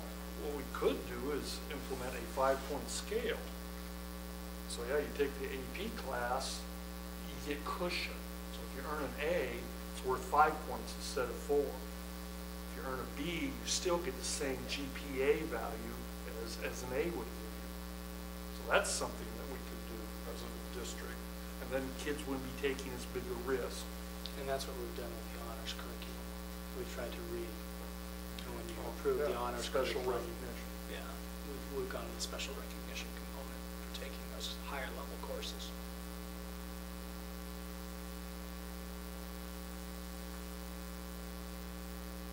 So yeah, there are things we can do. Man's placement in the math world is calculus, by the way. That's probably the highest math course you have within the school is calculus. Do we do calculus too? Do not do calculus 2. AP in math is calculus, isn't it here? Right, yeah. But we don't do calculus 2. Yeah, That's that's what I thought you said. well Yeah. enough to No. do calculus 1, I'm sure. Yeah, well, that's what I was, I thought you said we did that. Okay, thank you. Are we prepared to move on? We haven't done D yet. Well, I know, but I meant move on from I'm testing. ready, if you want to know. That's what I meant. Well, but we're on to other reports. That was just Right. Mr. Kramer. Oh. I know, but I meant, okay. were we done talking about Mr. Kramer's Okay, report? That's what I okay. meant. Okay. Okay, now we have, I mean, do you have anything further with AD or anything like that? No, I don't, not at this time. Okay. Olmsted? I have no written report this month, but I wanted to give you a heads up. Tomorrow's our big kindergarten roundup practice school day. We've changed it a little bit. The kids are coming to us during the day. Kindergarten teachers are watching the kids. Preschool teachers are coming along to get a chance to have that transition that we've never had. Or I guess they had tried this a few years, 10 years ago. I don't know. Did you try it when you were? Not since I've been here. We do No, the day. so we are doing it during the day to see if that transition will help the kids start better. So they're not quite as fearful when they start. So pretty excited. That's tomorrow. Today was Earth Day. It sounded like it went really well. I was home with the food, so I didn't get to cook. Sunday Ford came and helped at Hawarden building, and then tomorrow she'll be in Ironton to help with the first graders. So that's what's going on at the elementary. We did get our reports back too, and I'll report out in May. Okay. Mr. Collins? I just have 3 things. It's from the last weekly update. Just a statement about the allowable growth, which is currently called state supplement. Last I knew, the legislature still hadn't acted on it as far as setting our raise or finance for 2015-2016. That's in violation of their own law. So, if they're still in session, I know they're winding down, we should continue to lobby and get that set. Currently, what the governor's proposal is, he wants it done every 2 years. That means 50% of the time we're going to be negotiating and we won't know what our money is for the upcoming year, especially if they're playing politics with it like they did a year or 2 ago. So that's important. The operational sharing, after some reflection, really the new program compared to the old one that ended last year, the shift in the amount of revenue that can be earned over the 5 years isn't that great. Because if you recall, under the old one, the FTEs reduced by 20% every year. It was a ratchet now, so you always made less this year than you did last, and then you were going to make 20% less. The new program doesn't do that. It makes it consistent over the 5 years. So we'll be able to earn 21 FTEs, which is like having 21 extra kids each and every year if we max out for the 5 years. So, you know, you times under the old one, you could earn 120 FTEs over the 5 years. Under the new program, you can earn 105. So that's a difference of 15 over the 5 years. That's about 3 FTEs per year, about 20,000 less per year than what the old program provided. So not as devastating as maybe first thought. And then on April 15th, last week, the School Board Association did sponsor a board training, and Mr. Cook and I attended that. It dealt with superintendent evaluation and board self-assessment. I know Ken has about a 20-minute presentation on that, so that's all I'll say. So that's all I have. I went to that meeting. The discussion was primarily about evaluation of the superintendent. And there are 6 by law that we're supposed to evaluate on, but you probably can pare that down to 3 and then set up some kind of way to see how the evaluations go. It's a goal-setting type of thing. That's what it is. So we have 2 packets here. Gary Witt has 1 and I have 1. Anybody wants to read them, let me know, board members. But if it's read as much as policies, I don't think mine will move. Okay. I have more. Do you want more? Sure. On a continuing process of just looking at our attendance percent for our 61 FTEs. We currently last month established 88% in attendance. To date, which was 157 days in March. Currently, for the year, we're at 778 days absent. And nobody ever has tracked this publicly before, I think so. And it always surprises me. If we're thinking about one of our goals or our mission statement is to instruct our kids in the school, we need our teachers in the classroom doing that more than 88% of the time.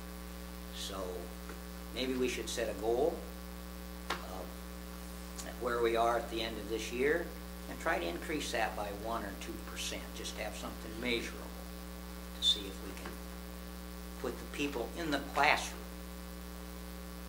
Any questions? Mr. I just want to clarify for the press mainly.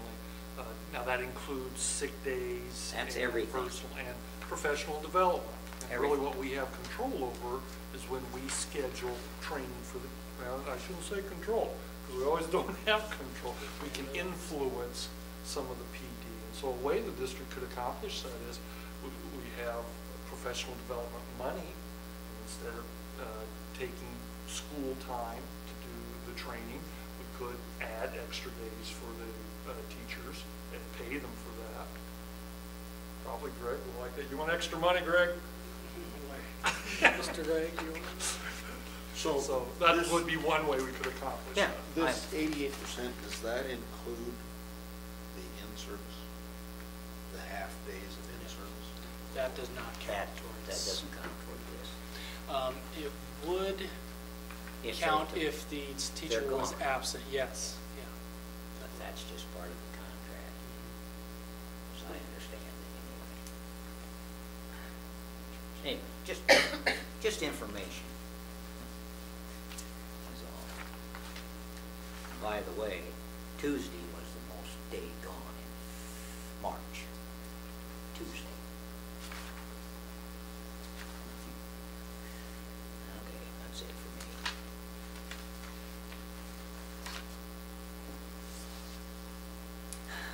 Do you have anything for D, board member comments? I guess, Well, the only thing would be is if we wanted to set, have a work session of some sort to set some goals. I don't know if attendance would be one of those or not, but I think it's been a while since we've had one. Well, I think it's suggested at that meeting to have goals. The only way that we can get them is come together and form them, and that comes through a work session. As far as I'm concerned, I would like it to be sometime maybe like July period for me, but anytime would be great. What does that look like? Is that just the board? Is that? What about anything you could bring in a facilitator to help you? Somebody pops to mind that wouldn't cost anything. Could be Tim Greaves to come in and just help the board identify what are things important to you. Because the board, it's kind of like my goals too. You should have 3 or 4 at the most. You know, if you end up having a laundry list, it gets really hard to track. So that would probably be my suggestion. Let's bring in a facilitator to help the board through the process. And then it's posted just like a regular meeting, public, so it's a public meeting. Public is welcome to come in. A lot of districts will do that, a summer retreat. Just feed the board and make, because it can be a really lengthy thing. It's quite a process.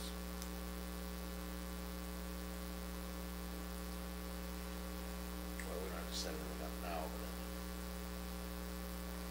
Tentatively then, let's just say that we're gonna look into it for sometime in the summer, before the school year starts.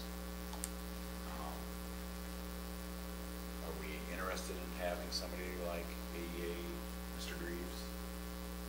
I mean, he's offered several times to come and talk to us. Or do you feel that we can develop our own?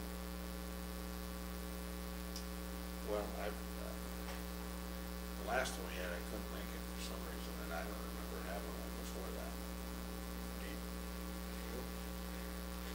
See, that's something as a district we should do, because that should be guiding us. I'll speak for the administrators. We would like the district to have goals, so that you formally have identified what's important, because those goals should then drive us. That should be connected to our evaluations. My job should be to help achieve district goals. I'm sure that's what will drive the principals to. I guess my feeling would be for the first one, it might not hurt to have somebody facilitate.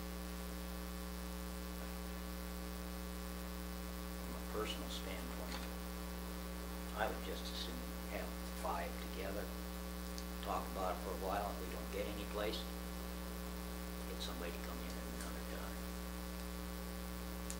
I mean, we all have ideas. Well,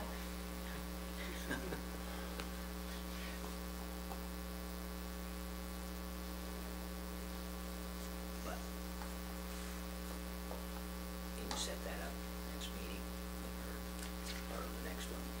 why don't you talk to Mr. Greaves, see what he thinks? I somewhat can see both aspects. To be honest with you, I think the guidance from Mr. Greaves would be great. I don't necessarily think we need his okay with how we come up with our deal, He can give us and then we can maybe have him here for the first hour or something like that, or first time, and then from his suggestions and what we hear, we can draw up our own. Because they may be pertinent to certain things that what we just got done talking about. Maybe that's a big fold. I mean, and then within that, there can be several things within that. So, okay, talk to Mr. Greaves. If we could get it sometime maybe in June, July, but, period of time, that'd be great.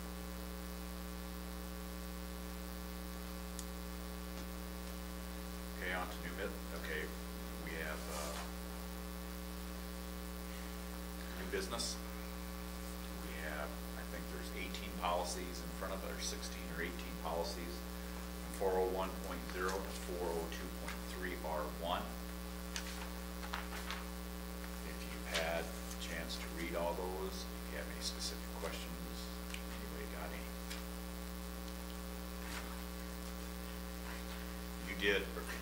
you started on one that was included in this one, that's why I'm Yeah. opening the door for you, Mr. President. Yeah, well, thank you for opening the door. I was just interested in our level 2 investigator, who that might be. It's law enforcement. It's actually the chief of police. There's a choice, isn't there? We can, but we've gone to the level 1 investigator we've used. And is it posted in all school facilities then? I am not aware of a posting at the middle school and high school level other than where it may be posted in the student handbook. But I don't believe, I know the equal opportunity officer, the ECOC, and then the other one, that is posted. But I don't know if the level 2 is posted. Okay, I just wondered who it was. And Ken, which number, I'm sorry, which board policy? 402.3. Thank you. That's something we do on an annual basis. That is correct. Assign. Yes, we So yeah, assign it. we do that on a yearly basis. Yeah. Assign. Level 1 is the school nurse, isn't it? Correct. Okay. You.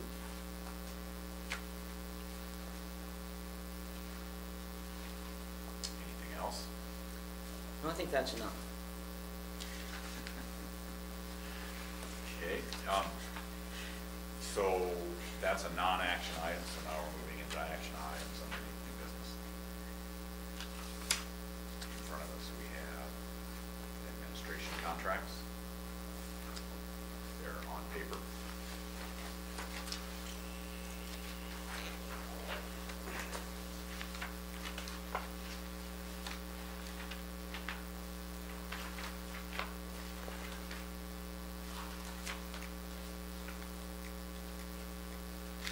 They're on paper. Well, there's no file. Oh, there.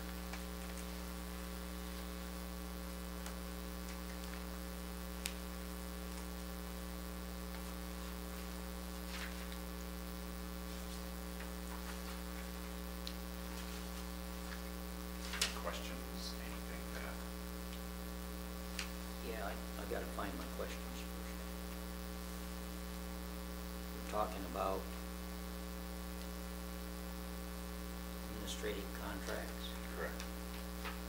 Okay.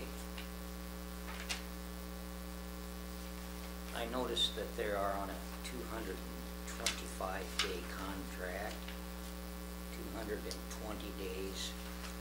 I think that's right. That's correct. Something or other. What's the other 5 days? It's the 5 holidays. 5 holidays. It's the same way that's written with the teacher's contract. Okay. That's what I wanted to know.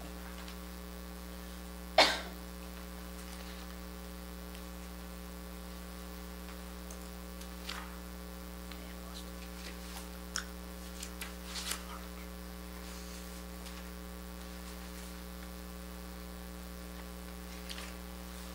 Okay. And how many personal days do you have during that contract? 4 personal days, and that's not spelled out in your contract unless it's in wording, right? Administrator shall have insurance and other benefits as may be established by the board of directors of the school district. So I'm assuming it's in the master contract that you people are not on, and that there it is. Is that why the personal leave is there? That would be my assumption. How long has? It's followed. It's followed master contract as long as I've been here, for sure for 7 years that I've followed. That, is it being referenced in your contract? Sure, it's another benefits that may be established by the board of directors of the school district. I thought in previous years it actually was listed, but I could be wrong, Ken. Okay, just wanted to know that.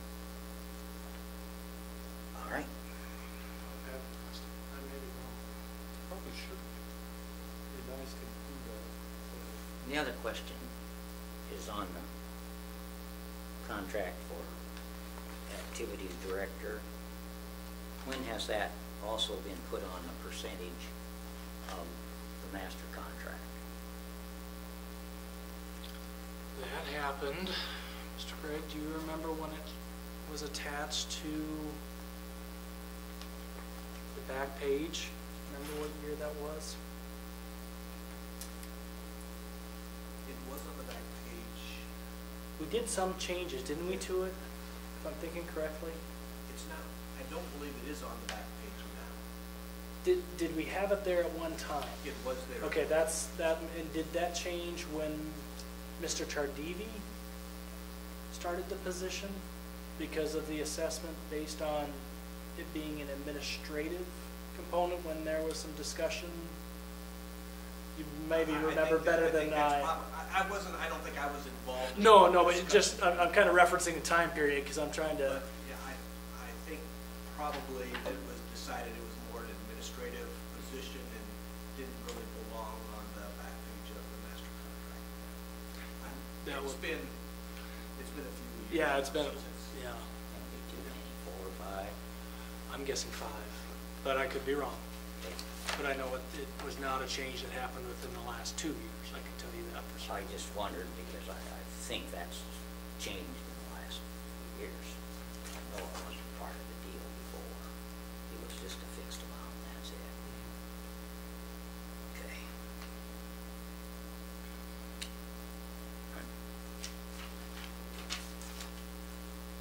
Anyone say any more?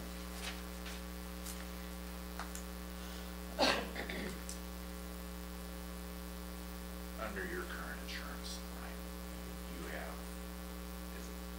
being at, is at the level, is that indicative of, from being on it for a number of years? Yes. So it's, I don't know if you call it grandfathered in, but it's something that's no longer offered. It has remained the same since I started, that's But correct. I mean, it's no, I look at what I would call similar job profession and family size almost. There's a difference. So yours is, I mean, it's lower deductible, I imagine. I don't know what Carrie's I don't know is. what, yeah, we haven't compared Yours- we don't compare each other's insurance. Yours is 100, Okay. $100 deductible. I believe she's Mine's at 500. I didn't have the $100. Yeah, She's that's why, That was never I was- offered to me. Yeah, because that stopped Yep. a while back. The year that I came was the year I don't that suppose they we had can stopped that. make any changes in that. Because I'm glad you brought that up. Because what we pay for insurance, medical insurance, with the high-level salaries that we pay, it's pretty tough to do that when we spend $22,000 for medical insurance when $100 and even $500 really is, like me, kind of antiquated from the district, I would think. We should be looking, but we have to consider the association. We should be looking at higher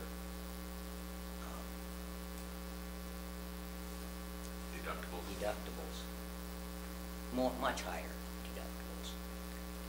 I mean, $1,250, Well, $2,000. I think there's 3 plans you can pick, right?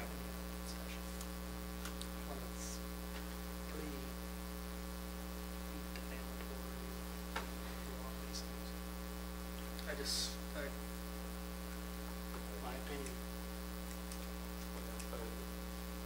I think as long as the conversation stays with the district policy and thing, we need to be careful about referencing an individual in open session. Well, we're talking about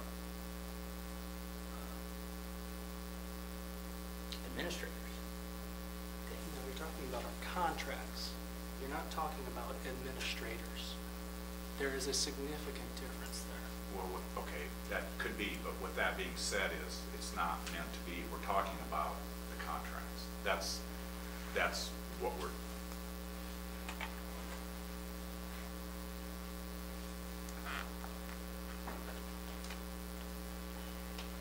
Okay, then we'll move on from that at a different time.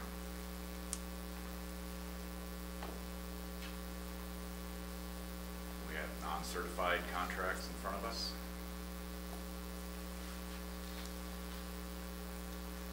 Is our custodian included in that group? I did get him switched on the paper copy that they have in front of them. There is a change with one of our custodians, Jeff. Sure. Yeah. He was on just a 40-hour week. We've been understaffed, especially with the increased square footage of the building. So we'll recommend, that would be a change to increase his work week from 40 to 54 hours during the school year. I did update the paper copy that you have in front of you to reflect his new hours. And I wanted to point that out because that is a change. So that's our recommendation. Mr. Brewington came to me originally, and then he confirmed it with Mr. Kramer. Yep, we've been stretched pretty thin. So what, just a question, why are summer rate hours higher than regular rate hours? Just wondering. It's a great question. Well, One that Danny and I have contemplated. You don't know why you didn't.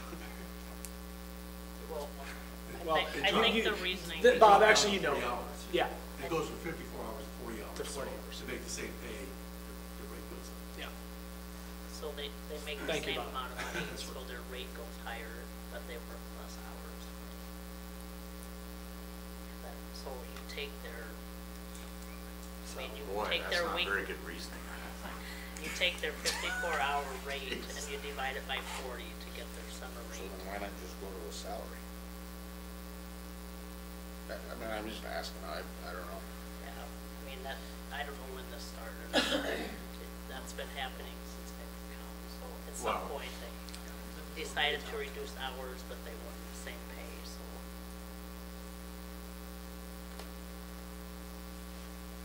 Okay. I also did add, an associate that I inadvertently left off the list the first time. And that's Amanda Warad, our sign language interpreter. She's on the paper though. She is on the paper, yeah.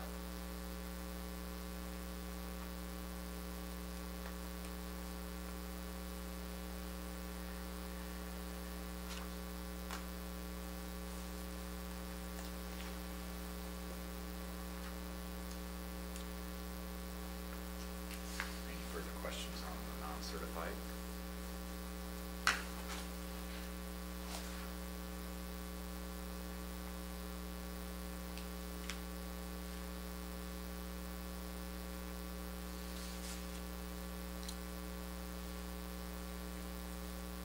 These are all based upon the 4.3, correct?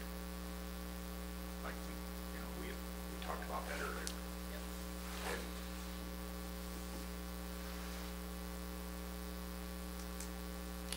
Okay. I guess the other action item we have is the bus agreement. Mr. Kramer, we've done this before.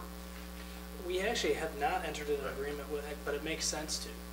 It makes perfect sense to, just because we come into situations where it could be an inspection component. I know the field trip component is also important, and being that we share so many other things, this actually seems to make the most sense if we shared nothing at all other than this, because of the fact that districts get into a situation where you need a bus, you're going to call your closest neighbor, and they're our closest neighbor. And it makes sense to be able to have that agreement there in place where we can use each other's buses, in an emergency situation. Neither district's going to drive down on a route on a regular basis with the other school's name on their bus, but it is something that we get into situations mechanically or transportation-wise, we need to utilize and maybe ask for help the same way we can reciprocate that to Akron. So do we do that now? I mean, has it happened? It has happened once, yes. So why do we have to have an agreement? I'm assuming just to make sure that all the I's and T's are crossed, and making sure our insurance, if there were ever to be anything that would occur. That makes sense. It's spelled out. Yeah. Who's liable. I think our insurance agent actually suggested that we work with an attorney, and So Akron and Westfield has already approved this. It allows both districts then to run on lean fleets. We don't have to have a lot of extra buses or vehicles sitting around in case of an emergency. So yeah, it's a really good example of just two good neighbors helping each other out. So then I take it that the school attorney drew this up.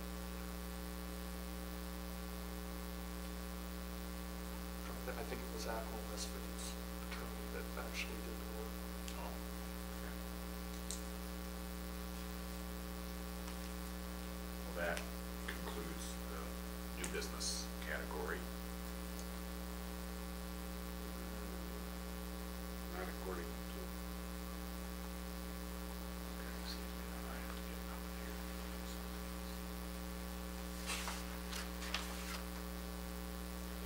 The next item, cabinetry for room renovations.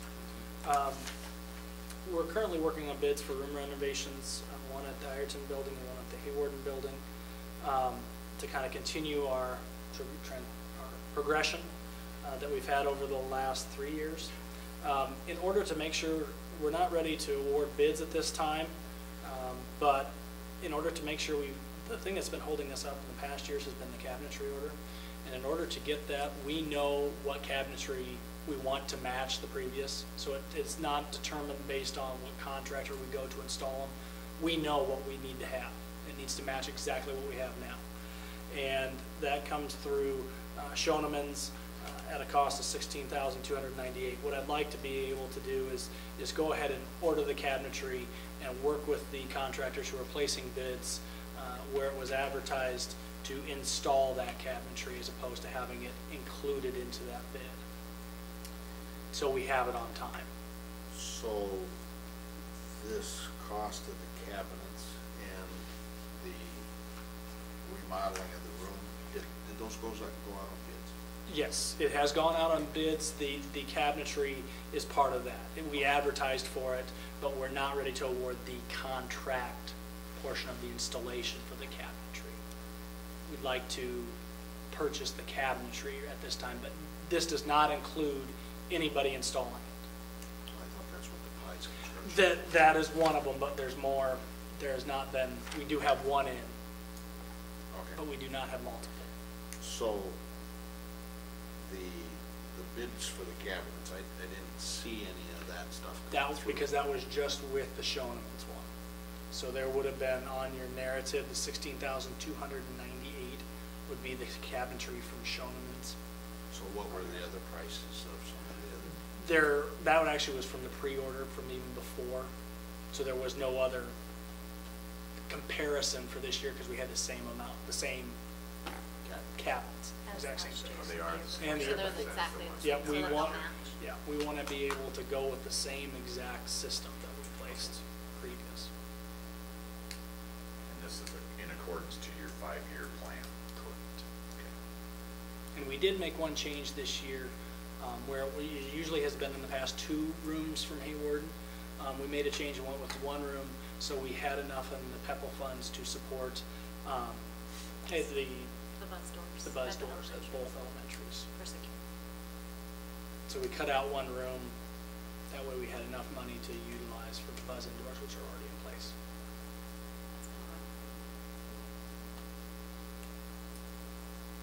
Which was in our, Whatever you- well, it was actually included in our, I think, in our expenses this year, aren't they? The buzz indoors, Would weren't have they been- invoices? Bob, do you know, would the invoice have come for the elementary systems this month, maybe?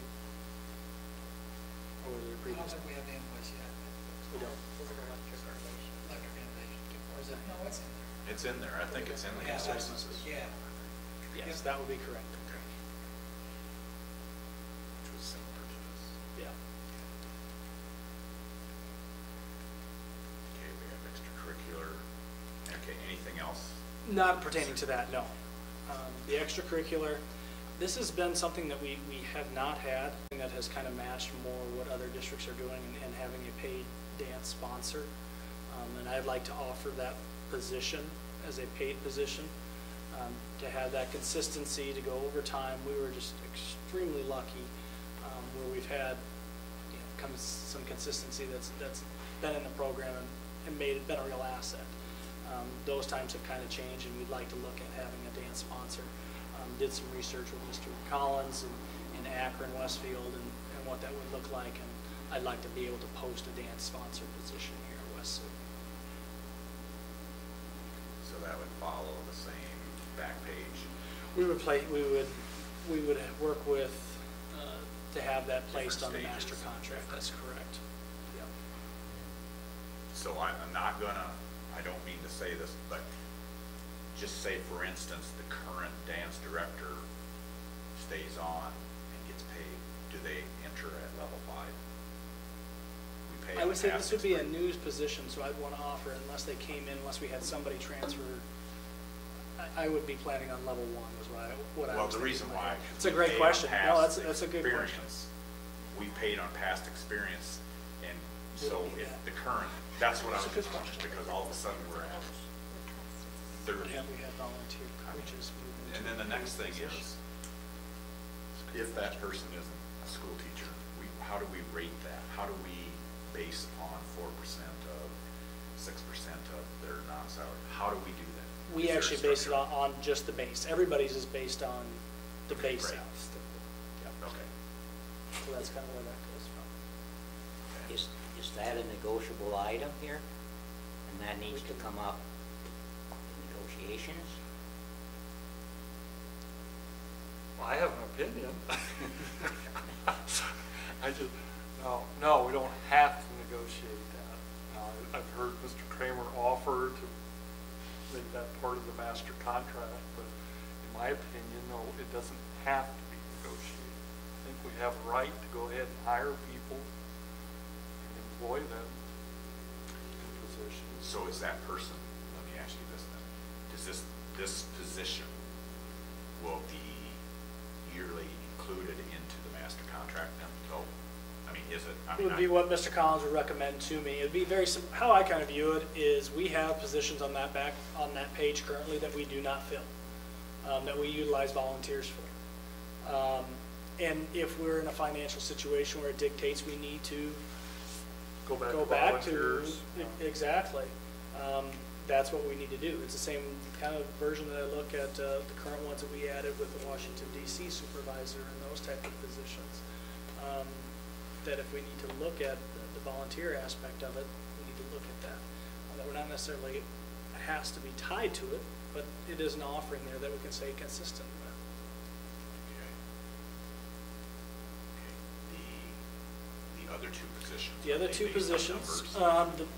the middle school baseball and softball coaches, I noticed last year in watching the junior high programs, there's two reasons I really bring this up. One is right now we have 23 6th and 7th graders signed up for middle school softball and 22 baseball players signed, 6th and 7th graders signed up for baseball, which is significant numbers based on previous years.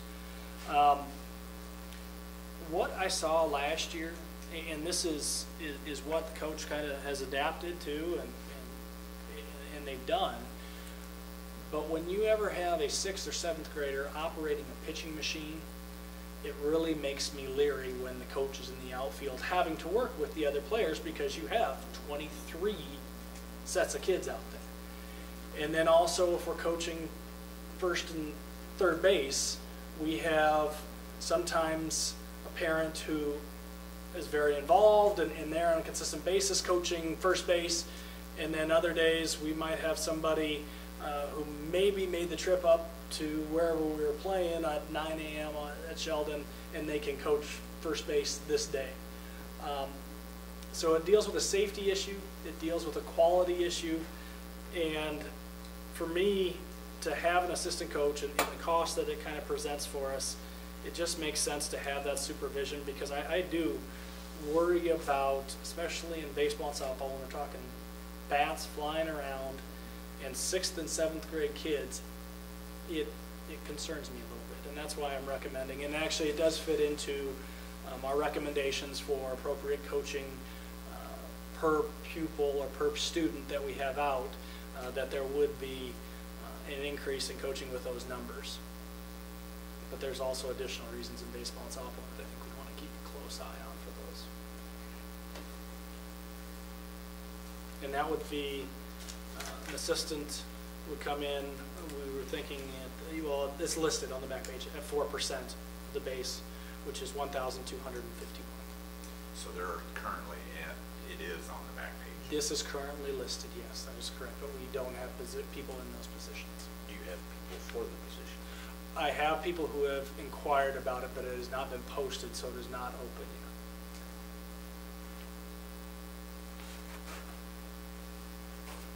The dance thing too. I have had multiple people inquire, but of course it has not been posted, so I cannot be certain that They they would applied apply. because we're going to pay the money. They've inquired if there was an interest in actually doing it. They had an interest in doing it. Okay. And we had an interest in from the previous two for the volunteer. And so there may be multiple applicants within that position, which I'm perfectly comfortable in having multiple applicants. You'll for the just position. interview. Yeah, Correct. absolutely. That's what you do. That'd be great. I'm sure offering the money increases, that's what you're doing it for, is to increase interest. I would in hope. Applicants and applicants. The number of applicants, yeah. It's our theory with everything.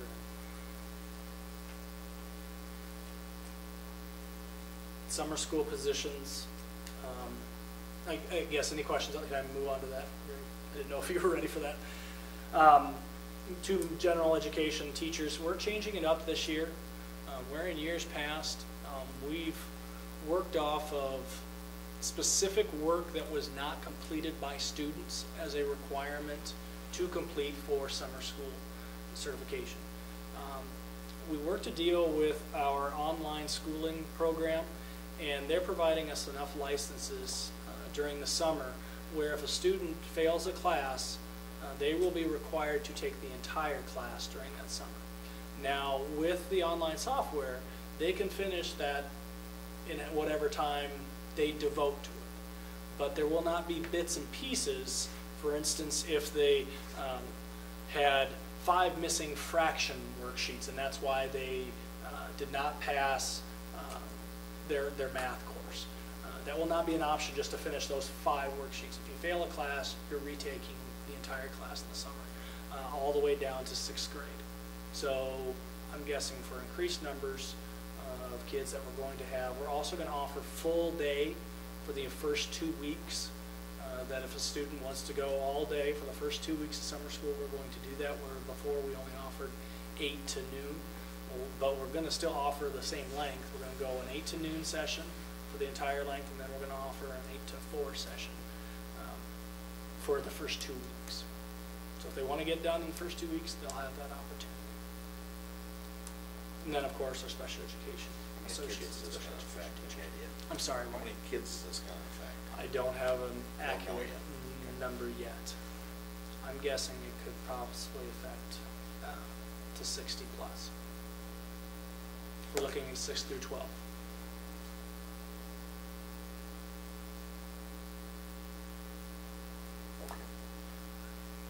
And they're going to be, I mean, they don't have a choice. Well, your option would be you don't receive any credit, and you will not be on the 4-year plan. Okay. Which means yes. That is my hope. Pay me later. Okay.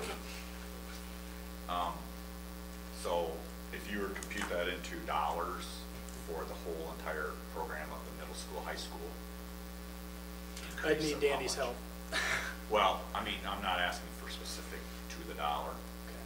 but twice as much, half as much? Actually, what I calculated out to, it's going to be the same, because we actually, it's going to be the same cost in previous years, even with adding, because what we did is we had teachers use time to create the assignments for kids, and so they had to build the packets, and then they would in turn have a per diem rate that then they worked off of to create those for the summer so they school. backfilled, And so they or would, they yes, yeah. So we were paying hours outside of that for not a teacher in the classroom, but for building the materials. So this isn't. This will offset that cost, because we will not require teachers to do anything other than finish out their normal grades, which they would do otherwise. So So there would be no per diem rate offered to teachers for building any materials used in summer school. Okay. And mine's the same as last year. The same, 4 certified teachers and 2 computer camp teachers. I will need 1 special ed teacher at this point, but I haven't figured out how that will work yet. So I'm trying to find a teacher. That would be the same as last year. Okay. And then you hold yours here as your summer school. It's in the elementary, yep, in Hawarden. Yep, there may be, because this year, we're looking at doing a tutoring session so that more kids can do the rec. A lot of kids that do summer school have to choose. They have to choose baseball and swimming lessons, or baseball, softball, swimming lessons, or summer school. And they need both. Kids in the summer need those activities. We need to see our community as a collective, and we need both. So we need the kids that are going to baseball, softball, and swimming to be in summer school, as well as summer school kids going to both. So I'm looking at managing the schedule so that kids come for an hour of very intensive instruction, focusing on the goals that they And in need. turn, we offer busing. And then we offer busing to ballpark. Okay. You're right, we've had some people that haven't been happy with choosing. I can remember that. Yeah, it makes it hard to have to decide. Which students are offered that option in summer school? We will be offering it to all students who are not meeting on their literacy goal. So state assessment data, as well as our RTI process. So any student who's not at grade level in reading will be provided that What a opportunity. great way to come. get test scores up. Yeah, that's the focus. So is- non-proficient. Yep, and we do have some grant money to help supplement some of the cost. It's the literacy, K-3 literacy grant that the state is awarded to most of the school districts that apply. By 2017, we have to make sure every 3rd grader is reading at proficiency level, or they have to be held back, or they have to be in a summer school intervention like what we're starting this summer. So the focus is to get ahead of that and get them going, starting kindergarten all the way up. Does that help us with assignment? Yes. Yep, that will be on our next I year's know plan. I'm on your case on that. Yes, and sign that, yep, sign is definitely there.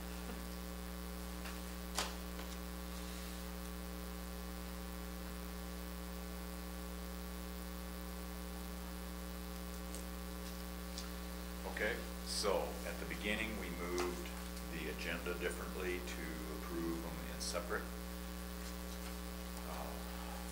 How do we want to handle that? Well, I don't know. That's what I'm asking. Oh. For,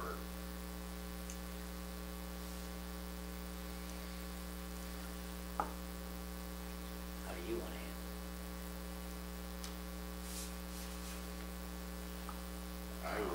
I would say you could just make a motion to approve 8B through H. And that should be good.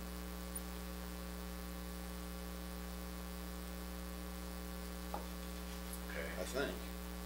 Am I wrong? You should probably have a separate motion for each new business item. Okay.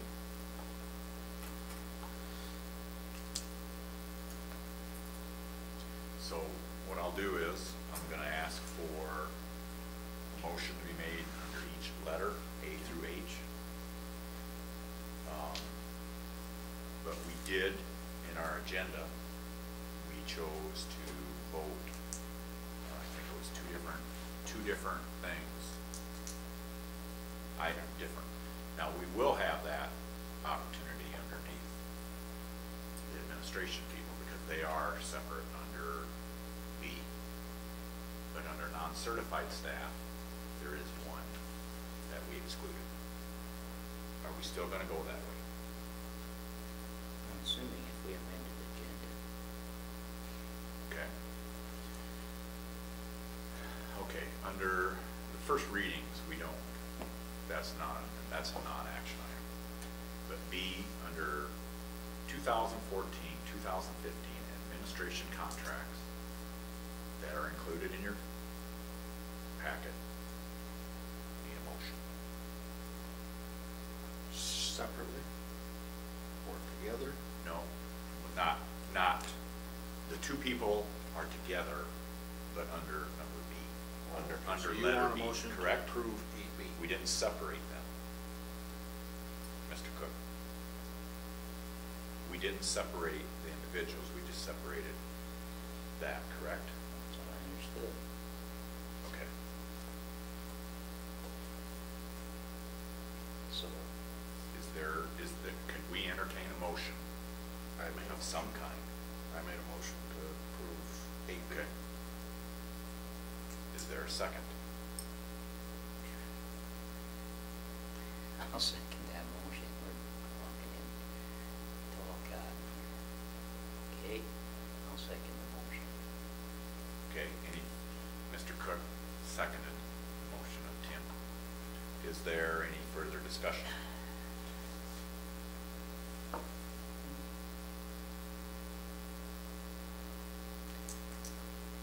If not, all those, Did you have more discussion? me? No. Do I? Not at this time. Okay.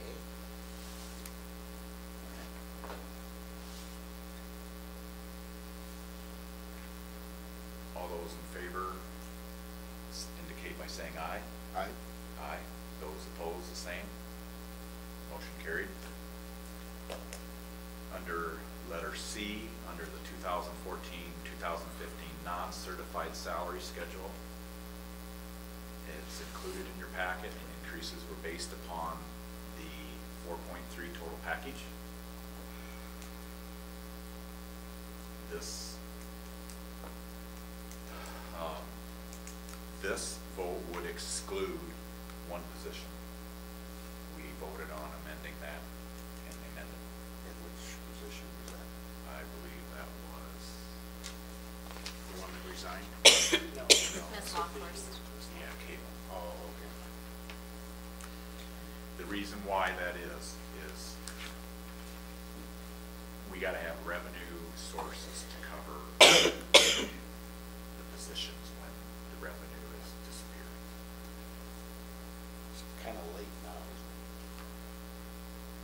isn't it? Let me ask this question. So if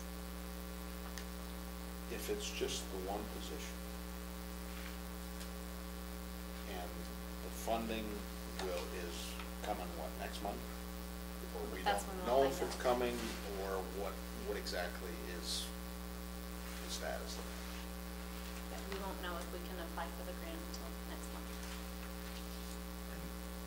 So is it an important position? This position, yeah, it supports our school by supporting me, so that when I'm in one building, she can be supporting in the other building. Or we can both be working with certain kids, because a lot of it is dealing with the at-risk kids. She's the at-risk liaison, so she's the one supporting them on a daily basis, checking in with them, working with them, talking to them, where that takes that off me. Okay, but So her just so role you is, yes, remember, very just so important. you know and remember, this is not based upon performance Right, of and an individual I at all. I want to remind the board, though, that she was hired originally last year outside of this grant. So this grant, I put that position within this grant, so that she would be paid out of the grant and not out of general budget. So originally, she was paid out of general budget. The board approved that position out of the general budget, so. She is listed as revenue coming from that grant, Carrie. Now, yes. Okay, the reason why is, when I'm saying it, when those grants were originally started up, we created positions that came out of that. I'm the driver of this. It's nothing to do with the people or the positions. I just want to make sure that we recognize that we're not going to have revenue, and it's going to come out of the other expenses. Right. But originally, it did come out of the general fund. No, originally, it was, no, that's not quite right, but, I mean, she's been here 1 year, correct? No, she's Well, been here. this school year and part of last year. Okay. And there was no K-3 grant last year. This grant that we have this year was just for this school year. She was here starting in February, I believe, of last year, when the board approved that position, because we saw it as a need to supplement the counseling, since we didn't have a guidance counselor at the elementary, and I was doing a lot of that counseling. We needed that extra support. So we looked for someone with a background in psychology, someone with a 4-year degree, who wanted to be in the district. Okay. I apologize then. That's I okay. was misled. So I would propose that we put that position back in this. Well, no, we'll just vote it. I mean, since we've amended the motion, we'll just vote 2 times. Oh, okay. I mean, otherwise, we don't have an opportunity to amend the amendments. So you need a motion to approve 8C. Correct. And then you will need another motion to approve. Or include it in your motion. Oh, okay. So you would need a motion to approve 8C, and in addition to that, put Ms. Lockhorst back into the We'll renew our contract. non-certified salary schedule. 8C is for the salary schedule. And the other one is for the contract. It'd be Oh, Right. 8D, sorry. So that's the motion. Okay, is there a second?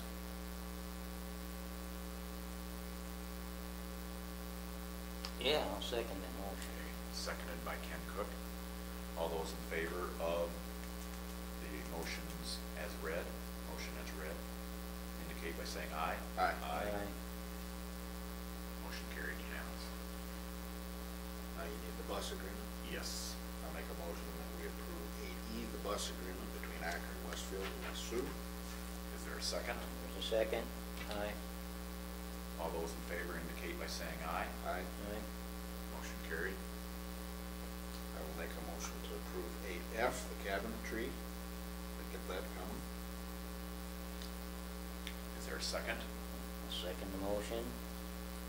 All those in favor of the motion made for letter F indicate by saying aye. Aye.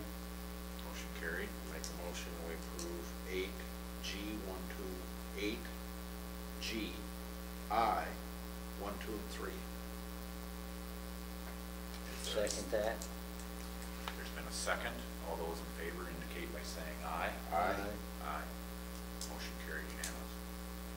I'll make a motion to approve 8H, I, and II. 1, 2. Is there a second?